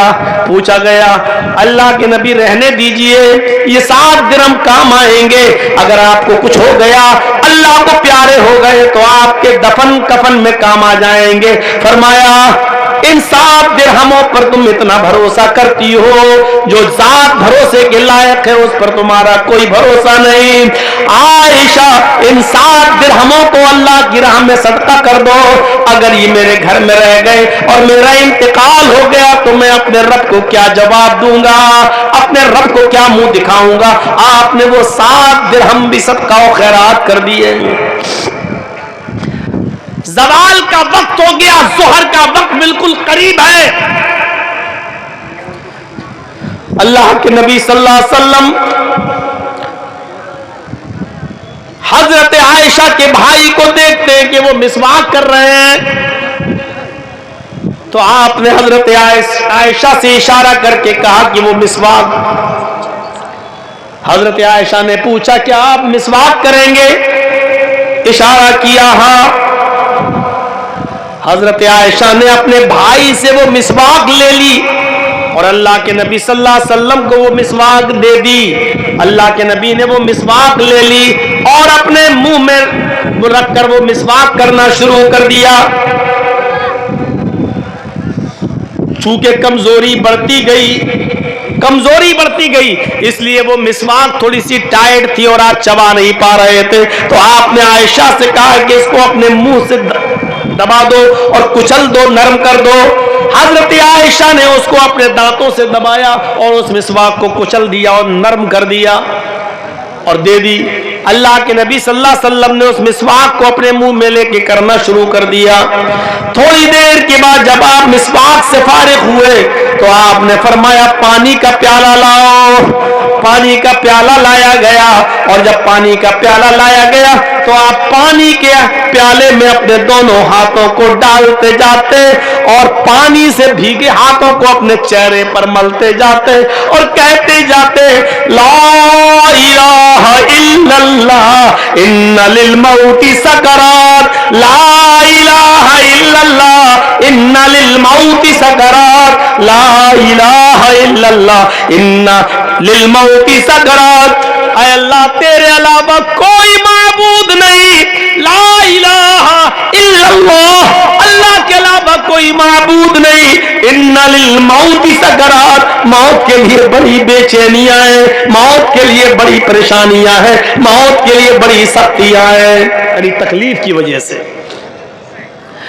आप कहते जा रहे थे और हजरत फातिमा के चेहरे पर आपने जब देखा कि उनके आंखों में आंसू है तो आपने उनके कान को पकड़ा और करीब किया और फरमाया फातिमा तुम मायूस मत हो जाओ। आए फातिमा, अभी अभी जिब्रील ने मुझे बताया कि फातिमा को खुशखबरी दे दो कि फातिमा तो सैयदतु निसाई अहलिल जन्ना, अल्लाह ने फातिमा को जन्नत की तमाम औरतों का सरदार बना दिया। अल्लाह ने फातिमा को जन्नत की तमाम औरतों का सरदार बना दिया। हजरत फातिमा के चेहरे पर थोड़ी सी मुस्कुराहट आई, लेकिन अपने अब्बू की इस कैफियत को देखकर फिर चेहरा मुरझा गया। अल्लाह के नबी ने दोबारा उनके कान में सरगोशी की। बाद में उन्होंने बताया, फरमाया था अल्लाह के नबी ने कि फातिमा मेरे अहले बैत में तुम सबसे पहले मुझसे मिलोगी, यानी मेरे पीछे पीछे तुम आ रही हो और तुम्हारी मुलाकात मुझसे होगी, यानी तुम सबसे पहले मेरे पास, मेरे खानदान में, मेरे अहले बैत में तुम सबसे पहले मेरे पास आओगी। ये सुना हजरत फातिमा ने, तो हजरत फातिमा के चेहरे पर फिर मुस्कुराहट आ गई। उसके बाद कैफियत बिगड़ने लगी, होंठ हिलने लगे और हिलते हिलते होठों से अल्लाह के नबी सल्लल्लाहु अलैहि वसल्लम की आंखें फटी रह गई, आंखें खुलने लगी, आपके होंठ हिलने लगे और खजूर के पत्तों से बनी हुई छत पर आपकी आंखें टिक गई और आपके होंठ हिलने लगे। हजरत आयशा ने कान लगाया कि क्या कह रहे, तो आपकी जबान से ये जुमले निकल रहे थे, अस्सलाह अस्सलाह वमा मलकत ईमानुकुम, अस्सलाह वमा मलकत ईमानुकुम, अस्सलाह वमा मलकत ईमानुकुम। लोगों नमाज पढ़ते रहना, लोगों नमाज पढ़ते रहना और अपने मातहतों का ख्याल रखना, नमाज पढ़ते रहना और अपने मातहतों का ख्याल रखना। मुहम्मदुर रसूलुल्लाह की आखिरी वसीयत गौर करो, لاسٹ تک لاسٹ میں اور آخر میں بھی آپ کیا کہہ رہے ہیں؟ لوگوں نماز پڑھتے رہنا اور اپنے ماتحتوں کا خیال رکھنا، نماز قائم کرنا اور اپنے ماتحتوں کا خیال رکھنا۔ اس کے بعد آپ کی آنکھیں کھجور کے پتوں کی چھت سے ٹک گئی اور کھلی کی کھلی رہ گئی، اور آخری جملہ جو آپ کی زبان سے نکلا وہ جملہ تھا اللہم بالرفیق الاعلی، اللہم بالرفیق الاعلی، اللہم بالرفیق الاعلی۔ اے اللہ رفیق اعلی میں، اے اللہ رفیق اعلی میں، اے اللہ رفیق اعلی میں، اے اللہ نیک لوگوں میں مجھے بھی پہنچا دے، اے اللہ تیرے نیک برگزیدہ بندوں میں میرا بھی شمار فرما لے۔ یہ کہہ کر محمد رسول اللہ صلی اللہ علیہ وسلم کا انتقال ہو گیا۔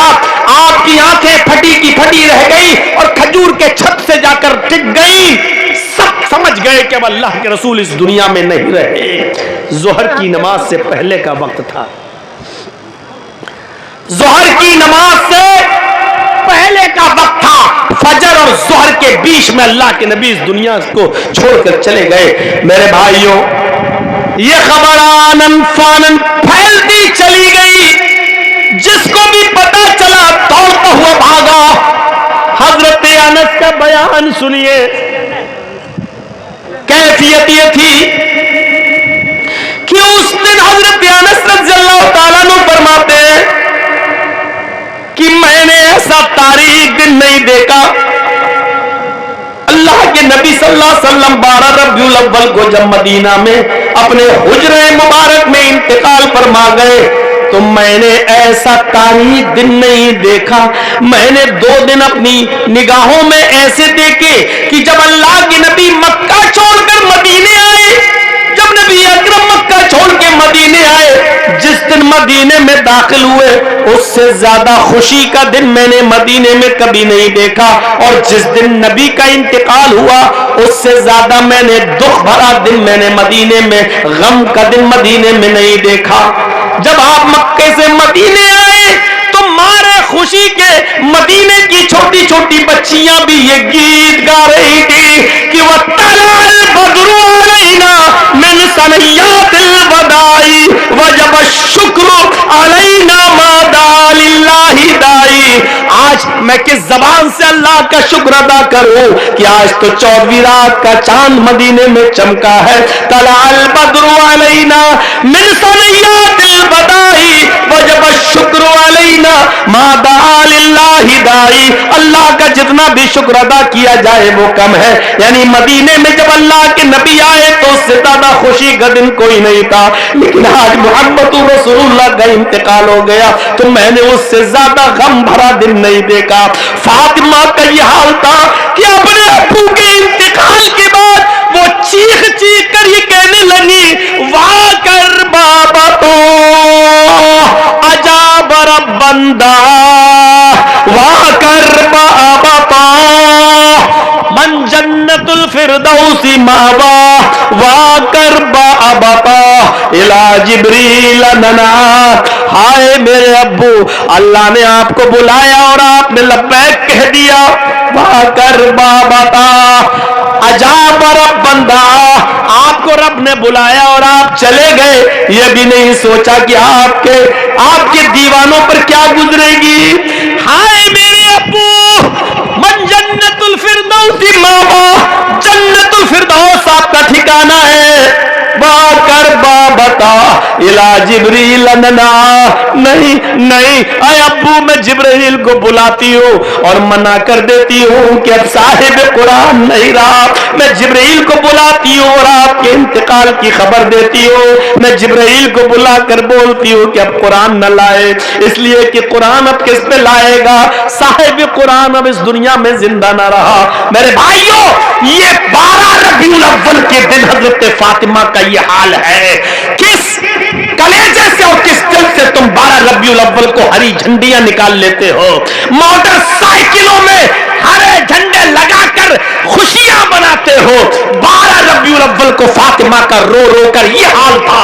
حضرت انس کا 12 ربیع الاول کو بیان یہ ہے کہ مدینے میں اس سے زیادہ اندھیرے کا دن کوئی نہیں تھا۔ حضرت فاطمہ فرماتی ہے جس دن نبی کا انتقال ہوا میرے اوپر اوپر غموں کے ایسے پہاڑ ٹوٹے کہ اگر غم وہ مصیبتیں اور وہ غم اگر کسی پہاڑ پہ ڈال دی جائے تو پہاڑ بھی ریزہ ریزہ ہو جائے، اور کسی دن پر ڈال دی جائے تو دن بھی رات میں بدل جائے۔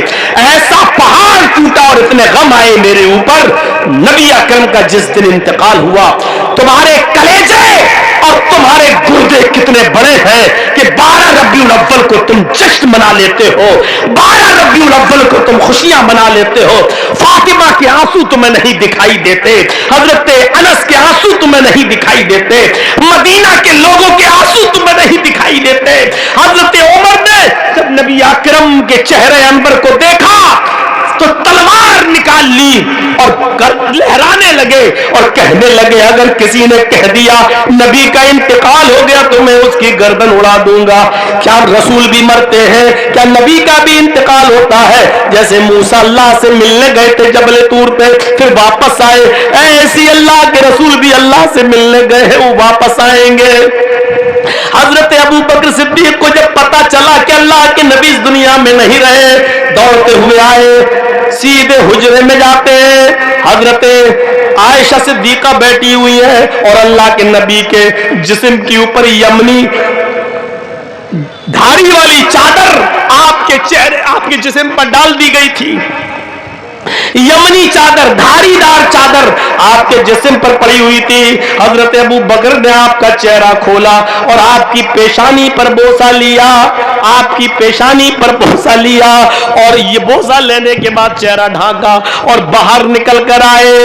حضرت عمر فاروق وہ کہہ رہے کہ لوگوں اگر کسی نے اللہ کے نبی کے بارے میں کہہ دیا انتقال کر گئے تو میں گردن اڑا دوں گا، وہ اپنا موقف بیان کر رہے۔ حضرت ابو بکر نے ان کو سمجھانے کی کوشش کی، انہوں نے ہاتھ پکڑ کے جھٹک دیا۔ حضرت عمر نے اپنا بڑبڑانے لگے اور بولتے ہی رہے۔ اتنے میں ابو بکر صدیق لوگوں کو جمع کرتے اور کہتے سنو۔ ادھر جب ابو بکر صدیق نے بولنا شروع کیا تو لوگوں نے حضرت عمر کی بات چیت چھوڑ دی اور حضرت ابو بکر کو سننے چلے آئے۔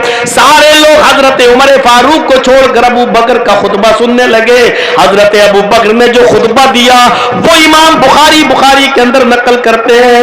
اللہ کے حضرت ابو بکر خطبے میں فرما رہے اما بعد من کان منکم یعبد محمدا فإن محمدا قد مات ومن کان منکم یعبد اللہ فإن اللہ حی لا یموت۔ آئے لوگوں سن لو، تم میں سے جو محمد کی پوجا کرتا تھا، تم لوگوں میں سے جو محمد کو معبود سمجھتا تھا، جو محمد کے سامنے سر جھکاتا تھا اور محمد کو رکوع و سجدہ کرتا تھا، جو محمد کو خدا سمجھتا تھا اور محمد کی عبادت کرتا تھا، وہ سن لے فإن محمدا قد مات، محمد رسول اللہ کا انتقال ہو گیا ہے، محمد رسول اللہ اس دنیا میں نہیں رہے۔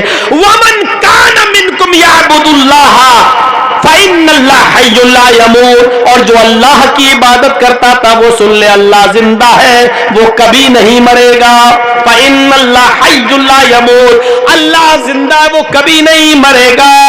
لوگوں اللہ میرے نبی کو دو موتیں نہیں دے گا، جو موت آنی تھی وہ آ چکی ہے، اب دوبارہ موت نہیں آئے گی۔ موت برحق ہے، جو موت نبی کو آنی تھی وہ آ چکی ہے، لہذا کوئی موت نہیں آئے گی، جو موت آنا تھی وہ آ گئی۔ کیا تم نے قرآن نہیں پڑھا؟ اور پھر حضرت ابو بکر نے یہی آیت پڑھی وما محمد الا رسول قد خلت من قبلہ الرسل افإن مات او قتل انقلبتم علی اعقابکم۔ اے لوگوں قرآن کی آیت سنو، اللہ نے فرمایا اگر محمد رسول اللہ تو صرف ایک رسول ہے، ان سے پہلے بھی بہت سے رسول گزر چکے ہیں، اگر وہ انتقال کر جائیں یا جنگ میں جہاد میں قتل کر دیے جائیں تو کیا تم اسلام چھوڑ دو گے؟ کیا تم منہ پھیر لو گے؟ کیا تم پیٹ دکھا دو گے؟ جو ایسا کرے گا وہ اپنا ہی نقصان کرے گا، اللہ کا کچھ نہیں بگاڑے گا۔ حضرت عمر فاروق ابو بکر کے خطبے کو سن رہے ہیں اور کہتے ہیں کہ اے ابو بکر اور سناؤ اور سناؤ، اور بعد میں کہتے ہیں مجھے ایسا لگ رہا ہے جیسے قرآن کی آیتیں آج ہی نازل ہو رہی ہیں، اور اس کے بعد اپنے موقف سے رجوع کرتے ہیں اور کہتے ہیں کہ اب مجھے بھی یقین ہو گیا کہ محمد رسول اللہ کا انتقال ہو گیا۔ یہ حال تھا آخری دن کا۔ اب یہ اللہ کے رسول صلی اللہ علیہ وسلم کی باڈی رکھی ہوئی ہے، ابھی دفنایا نہیں گیا ہے کہ اختلاف شروع ہو جاتا ہے کہ پہلے یہ طے کرو کہ جانشین کون بنے گا. اب خلیفہ کس کو بنایا جائے؟ اللہ کے رسول صلی اللہ علیہ وسلم جب زندہ تھے تو کوئی بات نہیں، اب کس کو بنایا جائے؟ مہاجرین کہتے ہیں ہم میں سے بنے گا. انصاری کہتے واہ تم لوگوں نے تو نکالا ہے مکے سے، پناہ ہم نے دی، نبی رہے ہمارے درمیان، اور آج تم کہتے ہو کہ خلیفہ ہمارے ہاں بنے گا. نہیں، سب سے زیادہ مدد تو ہم نے کی، تم بھوکے اور ننگے آئے تھے، ہم نے رہنے کے لیے تمہیں مکان دیا، پہننے کے لیے کپڑا دیا، شادیاں تم نے ہمارے یہاں کی، ہم نے زمین دی، جائیداد دی، اور نبی اکرم کو بھی ہم نے ٹھہرایا، اور آج تم کہتے ہو خلیفہ ہم میں سے بنے گا، ہم میں سے بنے گا. قبیلے بنی سعدہ کے اندر اتنا، بنی ثقیفہ کے اندر اتنا اختلاف بڑھتا ہے، تلواریں تک نکلنے کی نوبتیں آ جاتی ہیں. حضرت ابو بکر صدیق نے فرمایا رک جاؤ. لوگوں کو جمع کیا اور جمع کرنے کے بعد فرمایا لوگوں تمہاری مرضی، تم جس کو چاہو خلیفہ بناؤ، لیکن میں اتنا بتا دوں کہ اللہ کے نبی محمد رسول اللہ صلی اللہ علیہ وسلم نے خلیفہ کے بارے میں، جانشین کے بارے میں پہلے فرما دیا تھا. کیا لوگوں تم رسول اللہ کی حدیث سنو گے؟ لوگ بیٹھ گئے. فرمایا اگر اللہ کے نبی نے کچھ کہا ہے تو بتا دیجئے. حضرت ابو بکر فرماتے اللہ کے نبی نے فرمایا الائمۃ من قریش، امام قریش میں سے بنے گا، خلیفہ قریش میں سے بنے گا. انصاریوں نے اپنا دعویٰ واپس لے لیا، کہنے لگے حدیث آ جانے کے بعد بات ہی ختم، حدیث آ جانے کے بعد نبی کا فرمان آ جانے کے بعد بات ہی ختم. انصاریوں نے کہا مہاجروں تم قریش میں سے اپنا امیر خلیفہ بنا لو، اور پھر لوگوں کا اتفاق ہوا اور بالاتفاق حضرت ابو بکر صدیق کو خلیفہ چن لیا گیا. ابو بکر کو خلیفہ چننے کے بعد اب اختلاف ہوتا ہے کہ محمد رسول اللہ کو غسل کیسے دیا جائے. آدھے صحابہ کہنے لگے کپڑے اتار کر جیسے سب کو دیا جاتا ہے، کپڑا پہن کر اور اندر ہاتھ ڈال کر غسل دیا جائے، اور کچھ صحابہ کہنے لگے نہیں نہیں، نبی اکرم کو جن کپڑوں میں انتقال ہوا کپڑے پہنائے پہنائے غسل دیا جائے. اس اختلاف کو کیسے ختم کیا جائے؟ ابھی یہ لڑائی ہو ہی رہی تھی، اختلاف ہو ہی رہا تھا کہ اچانک اللہ نے سب کو نیند طاری کر دی، اور تھوڑی دیر کے لیے سب کو نیند آ گئی، اور جیسی وہ نیند کی آغوش میں گئے اللہ نے سبھی کو خواب میں دکھا دیا کہ نبیوں کو کپڑا پہنے کی حالت میں پہنائے پہنائے غسل دیا جاتا ہے. تھوڑی دیر کے بعد سب اٹھے، آنکھیں کھلی تو سب نے اپنا اپنا خواب بیان کیا. پھر اتفاق یہ ہوا کہ نبی کو کپڑے پہنا کر غسل دیا جائے. اب نبی اکرم کو کپڑے پہنائے پہنائے غسل دیا گیا. اب اختلاف ہو جاتا ہے کہ نبی اکرم کو دفنایا کہاں جائے، آپ کو دفن کہاں کیا جائے. مہاجرین کہنے لگے ہم مکے لے جائیں گے، نبی اکرم کو مکے میں دفن کریں گے. انصاری کہنے لگے نہیں، نبی اکرم نے ہمارے یہاں انتقال کیا، ہم اپنے یہاں دفن کریں گے. ایک گروہ اور پیدا ہوا، وہ کہنے لگا ہم محمد رسول اللہ کو بیت المقدس میں لے جائیں گے، وہاں دفن کریں گے. اختلاف بہت بڑھ گیا.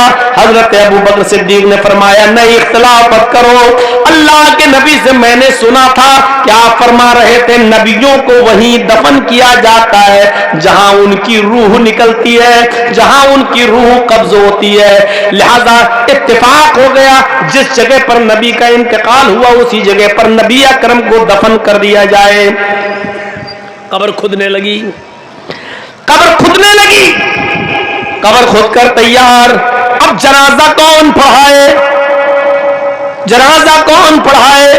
تو نبی اکرم کا جنازہ کسی نے نہیں پڑھایا. مسئلہ یاد رکھنا، نبی اکرم کا جنازہ کسی نے نہیں پڑھایا. اسی حجرے میں سب نے نماز جنازہ پڑھی. 10 لوگ آتے تھے اور اپنی اپنی نماز جنازہ پڑھ کے نکل جایا کرتے تھے. پہلے بنو ہاشم خان وادے نے، بنو ہاشم کے لوگوں نے نماز جنازہ پڑھی 10 کر کے. جب ہاشم کا خاندان نماز پڑھ چکا اس کے بعد مہاجرین نے نماز پڑھی 10 کر کے. لوگ آتے گئے اور نماز پڑھتے گئے. مہاجرین کے بعد پھر انصار نے نماز پڑھی، اور انصاریوں کے بعد پھر फिर औरतों ने नमाज पढ़ी और औरतों के बाद फिर बच्चों ने नमाज पढ़ी। एक दिन इसमें गुजर गया। नबी अकरम को तकरीबन इंतकाल के बाद 32 घंटे के बाद दफनाया गया। एक दिन तो उसमें लग गया, खलीफा कौन बनेगा वो इख्तिलाफ में गुजर गया।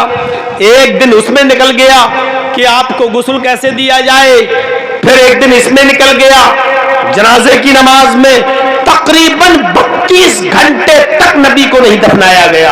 और 32 घंटे के बाद जब नमाज पूरी होती है तो रात ही के अंदर नबी अकरम को दफना दिया जाता है। जब नबी अकरम सल्लल्लाहु अलैहि वसल्लम को रात में दफनाया गया तो हजरत आयशा फरमाती है कि मुझे नहीं मालूम कि मोहम्मद रसूलुल्लाह को कब दफनाया गया। जब कब्र खोदी जा रही थी तब मुझे इतना मालूम है कि फावड़ों की आवाज मेरे कानों में जा रही थी, लेकिन रात में नबी को कब दफना दिया गया इसका मुझे इल्म नहीं। मुझे सुबह बताया गया कि अल्लाह के रसूल की कब्र है, कब्र को में दफना दिए गए रात ही में। और सुबह फजर की नमाज पढ़ने के बाद मेरे बाप मेरे घर पे आए। मैं अल्लाह के नबी की कब्र को देख रही थी, मैं नबी अकरम की कब्र को देख रही थी। मेरे बाप अबू बकर मेरे पास आए और आने के बाद मेरे पास बैठ गए और बैठने के बाद कहने लगे, अरे मेरी बेटी क्या देख रही हो? मैंने कहा कब्र, अल्लाह के रसूल इस कब्र में दफन है, मैं इस कब्र को देख रही हूँ। फरमाया बेटी इस कब्र को देख रही हो, तुम कुछ याद ताजा करना चाहोगी? हजरत आयशा कहती हाँ मुझे कुछ खुशी मिली है। फरमाया क्या खुशी है? फरमाया अय अब्बू मेरे शौहर ने मोहम्मद रसूलुल्लाह ने मेरी गोद में मेरी रान पर सर रखे हुए थे और आखिरी लफ्ज़ अल्लाहुम्मा बिर्रफ़ीक़िल आला जब आपका निकला तो मेरी रान पर आपका सर था। ये खुशी मुझे मिली है जो और किसी को नहीं मिली। और आखिरी वक्त में मेरी झूठी मिसवाक, मेरे मुंह में इस्तेमाल की हुई मिसवाक मेरे नबी ने इस्तेमाल की, यानी आखिरी वक्त में मेरा लुआब अल्लाह के नबी के लुआब से मिल गया। फरमाया बेटी ठीक है ये खुशियां तुम्हें मिली, लेकिन मैं सुबह सुबह क्यों आया तुम्हें मालूम? कर नहीं। फरमाया आए मेरी बेटी याद करो जब तुम रुखसत होकर मेरे घर से शादी के बाद आई थी और मोहम्मद रसूलुल्लाह की इसी हुजरे में तुम सो रही थी तो तुमने पहली रात में ख्वाब देखा था कि 3 चांद आसमान से गिरे और सबसे पहला चमकता हुआ चांद सबसे पहले टूट कर तुम्हारे हुजरे में गिरा। आयशा मैंने कहा था इस ख्वाब को तुम किसी के सामने बयान मत करना, जब वक्त आएगा तो मैं बता दूंगा। आए मेरी बेटी मैंने उस ख्वाब को उस वक्त तक नहीं बताया, अब अल्लाह के नबी वफात पा गए, तेरे हुजरे में दफन कर दिए गए, आज तेरा ख्वाब पूरा हुआ है, मैं उस ख्वाब को बताने के लिए आया हूँ। हाजा अहदु अकमारी का बहुआ खैरुहा, आयशा ये तेरी ख्वाब का पहला चांद है जो टूट कर तेरे हुजरे में गिरा है, इसके बाद दूसरा चांद भी तू देखेगी, तीसरा भी। ये सबसे ज्यादा चमकने वाला चांद था जो टूट कर तेरे हुजरे में गिरा। पूरी दुनिया को रोशन करने वाला सूरज हमेशा के लिए गुरूब तो हुआ, लेकिन अपनी रोशनी कयामत तक के लिए छोड़ गया कुरान की शक्ल में और अपनी सुन्नतों की शक्ल में। मेरे भाइयों आखिरी वसीयत पर गौर करो, अस्सलाह अस्सलाह अस्सलाह। जिसकी जिंदगी से नमाज निकल जाए वो आदमी अपने आप को मुसलमान भी कह सकता है कि नहीं कह सकता, ये एक अजीब मसला है। लेकिन अब्दुल्ला इब्न अब्बास का फतवा उठाओ मेरे भाइयों, उनसे किसी ने पूछा, एक औरत ने मसला पूछा कि अब्दुल्ला इब्न अब्बास से कि मेरा शौहर बेनमाजी है, मैं उसको समझाती हूं लेकिन वो नमाज नहीं पढ़ता, तो क्या मेरा उसके साथ रहना जायज है? अब्दुल्ला इब्न अब्बास ने फरमाया उसको समझाती रहो। फरमाया बहुत समझाया, समझाते समझाते 3 सालें हो गई है लेकिन वो नमाज नहीं पढ़ता है। तो अब्दुल्ला इब्न अब्बास ने उसको फतवा दिया कि फिर तेरा उस आदमी के साथ रहना जायज नहीं है, पहली फुर्सत में तू उससे अलग हो जा। उस औरत ने फिर मसला पूछा, अलग कैसे हूं, वो मुझे तलाक भी तो नहीं देता है, तलाक देने के लिए तैयार नहीं है। अब्दुल्ला इब्न अब्बास ने फरमाया जब तेरा आदमी बेनमाजी है, समझाने के बाद भी नहीं मानता है, तो फिर वो मोमिन ही नहीं है। और जब वो मोमिन ही नहीं है तो एक मोमिना औरत का गैर मोमिन के साथ रहना जायज भी नहीं है। लिहाजा अगर वो तलाक नहीं देता तो काजी तेरे निकाह को फिस्क कर देगा और तू इद्दत गुजार कर दूसरा निकाह कर ले। जब वो मोमिन ही नहीं तो तेरा निकाह भी नहीं, तो एक पीरियड, एक हैज गुजार और एक पीरियड किया जाने के बाद तो दूसरा निकाह कर सकती है, क्योंकि वो तलाक नहीं देता है, लेकिन तेरा उसके साथ रहना जायज नहीं है, इसलिए कि वो मोमिन नहीं है। और जब वो मोमिन नहीं तो तेरा निकाह भी नहीं। मेरे भाइयों, इस मसले पर गौर करिए। पूरे जलसे में कुछ सुना हो ना सुना हो, लेकिन यहां से एक नमाज वाला मसला लेकर उठिएगा। फरमाया सलात व इमादुद्दीन, नमाज दीन का सुतून है। मन तारा कहा हदमद्दीन, जिसने इसको छोड़ दिया उसने दीन को ढा दिया, उसने दीन को गिरा दिया। मेरे भाइयों, नमाज, अल्लाह के नबी फरमाते हैं सलात कुर्रत वाइनी, नमाज मेरी आंखों की ठंडक है। अब यहां से आप अंदाजा लगाइए, इतने बड़े जलसे और जुलूस के बाद भी हम अगर नमाजी न बन सके तो फिर ऐसे जलसे और जुलूसों से क्या फायदा होगा। आइए मेरे भाइयों, 2 साल के बाद हजरत अबू बकर सिद्दीक का जब इंतकाल हो गया और अबू बकर सिद्दीक को भी वहीं दफनाया जाने लगा, तो हजरत आयशा फरमा रही थी, ये दूसरा चांद है जो टूट कर मेरे हुजरे में गिरा। फिर हजरत आयशा ने फरमाया, लोगों ये तीसरी कब्र की जगह बाकी है, बस जब मेरा इंतकाल हो जाए तो मुझे यहां दफनाना। लोगों ने मान भी लिया। हजरत आयशा ने उस कब्र की जमीन को अपने नाम कर लिया कि अब इसमें मैं दफन होंगी, सबको मालूम। लेकिन इधर 10 साल के बाद अबू मोहम्मद रसूलुल्लाह के इंतकाल के बाद 2 साल के बाद अबू बकर, और अबू बकर के बाद उमर खलीफा बने। 10 साल उमर फारूक खलीफा रहे, और 10 साल के बाद जब इनको अबू लुलू ने नेजा मारा तो एक कासिद को भेजा और कहा कि अब इस बीमारी में मैं बचूंगा नहीं, लिहाजा हजरत आयशा के पास जाओ और कह देना कि वो तीसरी कब्र की जगह जो खाली पड़ी है, मैं चाहता हूं, यानी उमर चाहते हैं कि अपने नबी मोहम्मद और अपने दोस्त अबू बकर के बगल में मुझे भी जगह मिल जाए। आयशा सिद्दीका ने उस जगह को अपने नाम किया है, लेकिन अगर वो मुझे दे दे तो ये बहुत बड़ा एहसान होगा। जब कासिद ये चीज लेकर गया और पैगाम लेकर गया तो हजरत आयशा रोने लगी और रोते हुए कासिद से कहने लगी, उमर ने आज मुझसे वो मांगा है जिसका दिल नहीं होता देने का, लेकिन मेरी चौकर से कोई नाउम्मीद नहीं गया है। जिस जमीन के टुकड़े को देख देख कर मैं रहती थी कि मेरे इंतकाल के बाद मुझे वहां दफनाया जाएगा, मैं अपने शौहर के बगल में दफन हो जाऊंगी, लेकिन आज उमर ने मुझसे वो जमीन का टुकड़ा भी मांग लिया। जाओ, आए उमर का पैगाम लाने वाले शख्स, मैंने वो जमीन का टुकड़ा उमर को दे दिया। उमर से कह देना उस जगह पर आप ही दफन किए जाएंगे। हजरत आयशा ने वो आपको हिबा कर दिया है, लेकिन मेरे रोने का जिक्र मत करना। अगर रोने का जिक्र करोगे तो हजरत उमर फिर मना कर देंगे, वो समझेंगे कि आयशा को तकलीफ हो रही है। कासिद गया और कह दिया कि हजरत आयशा तैयार है और उस जमीन पे आप दफन किए जाएंगे। हजरत उमर फारूक के इंतकाल से पहले हजरत उमर ने फिर एक बार कहा कि देखो, मेरे इंतकाल के बाद मेरे जनाजे को ले जाना और हुजरे आयशा में दफन करने से पहले मेरे जनाजे को बाहर रख देना, और हजरत आयशा से एक बार और इजाजत ले लेना, शायद मेरी जिंदगी में वो इजाजत दे दी हो और इंतकाल के बाद शायद उनका इरादा बदल जाए, इसलिए दोबारा इजाजत ले लेना।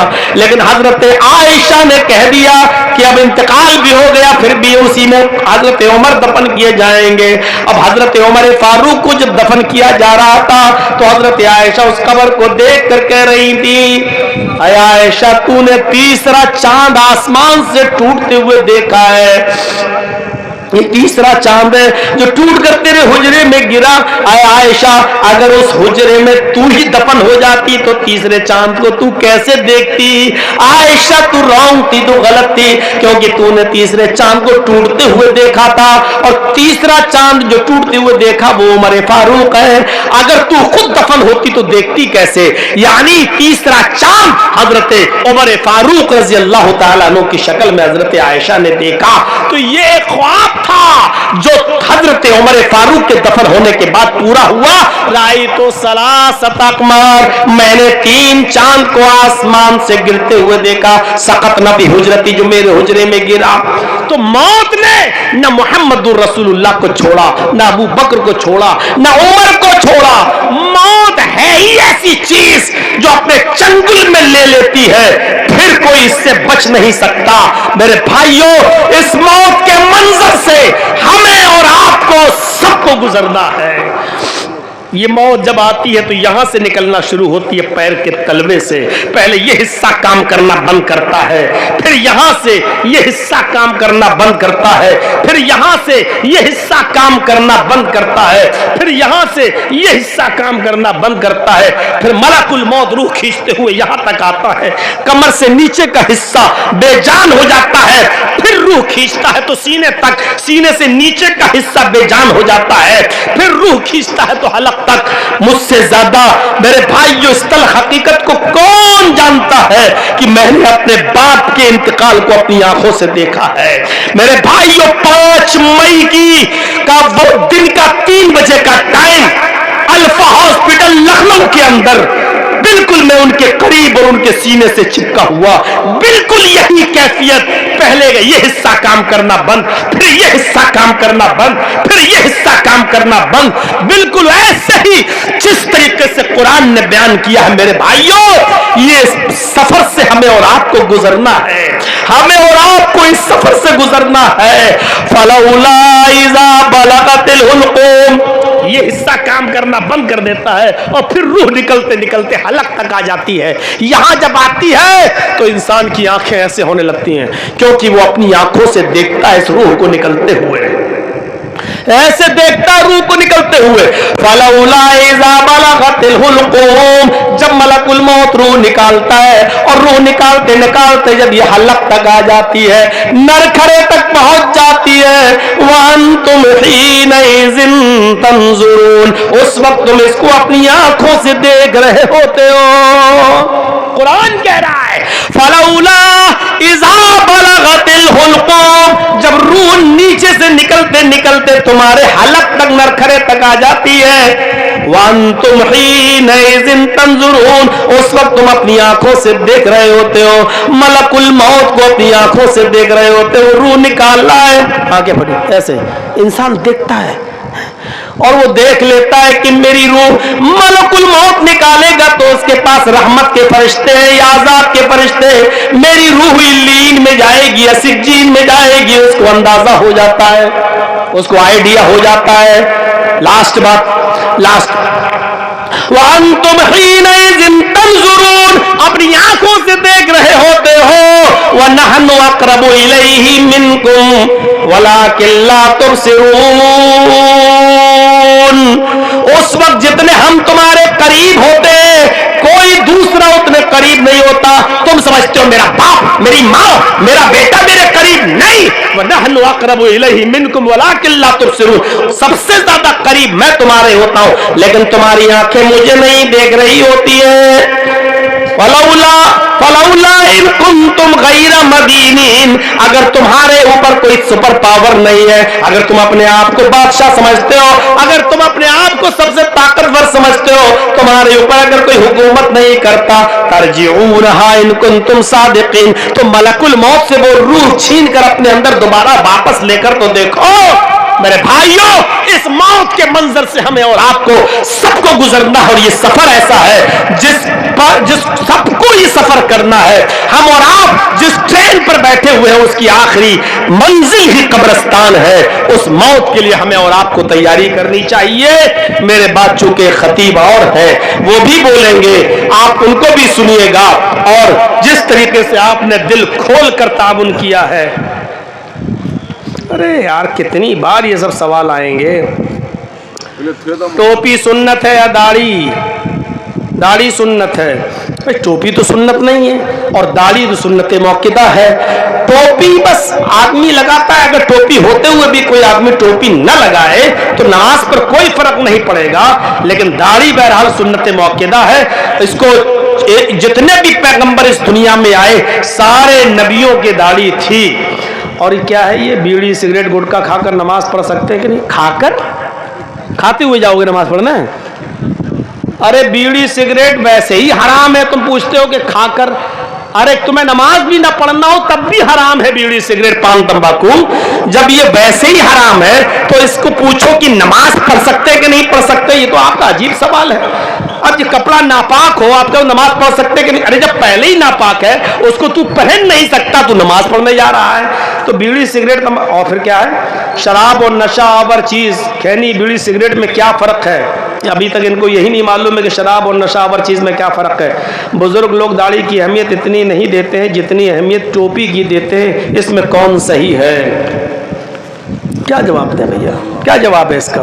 अब बूढ़े लोग नहीं देते हैं जितनी टोपी की देते हैं। बहरहाल वो बूढ़े लोग हैं, अब जाने वाले हैं दुनिया में से, पैर लटके हुए कब्र पे, तो अब बेचारे उनको अल्लाह ताला अक्ल सलीम अता फरमाए। दाढ़ी की अपनी अहमियत है। टोपी मुसलमान का एक इम्तियाज कह लो या शान कह लो, गलत चीज है, लेकिन नमाज का इसका कोई ताल्लुक नहीं है। ये मत सोचिएगा कि टोपी लगा के नमाज पढ़ेंगे तो सवाब में इजाफा हो जाएगा और नहीं पढ़े, नहीं, टोपी का ऐसा कुछ नहीं है। अमामा है, अल्लाह के नबी पहनते थे, सुन्नत है, आप उसको पहनिए और आदत डालिए। अल्लाह ताला हम सबको नेक अमल की तौफीक अता फरमाए, किताब और सुन्नत पर चलने की तौफीक अता फरमाए।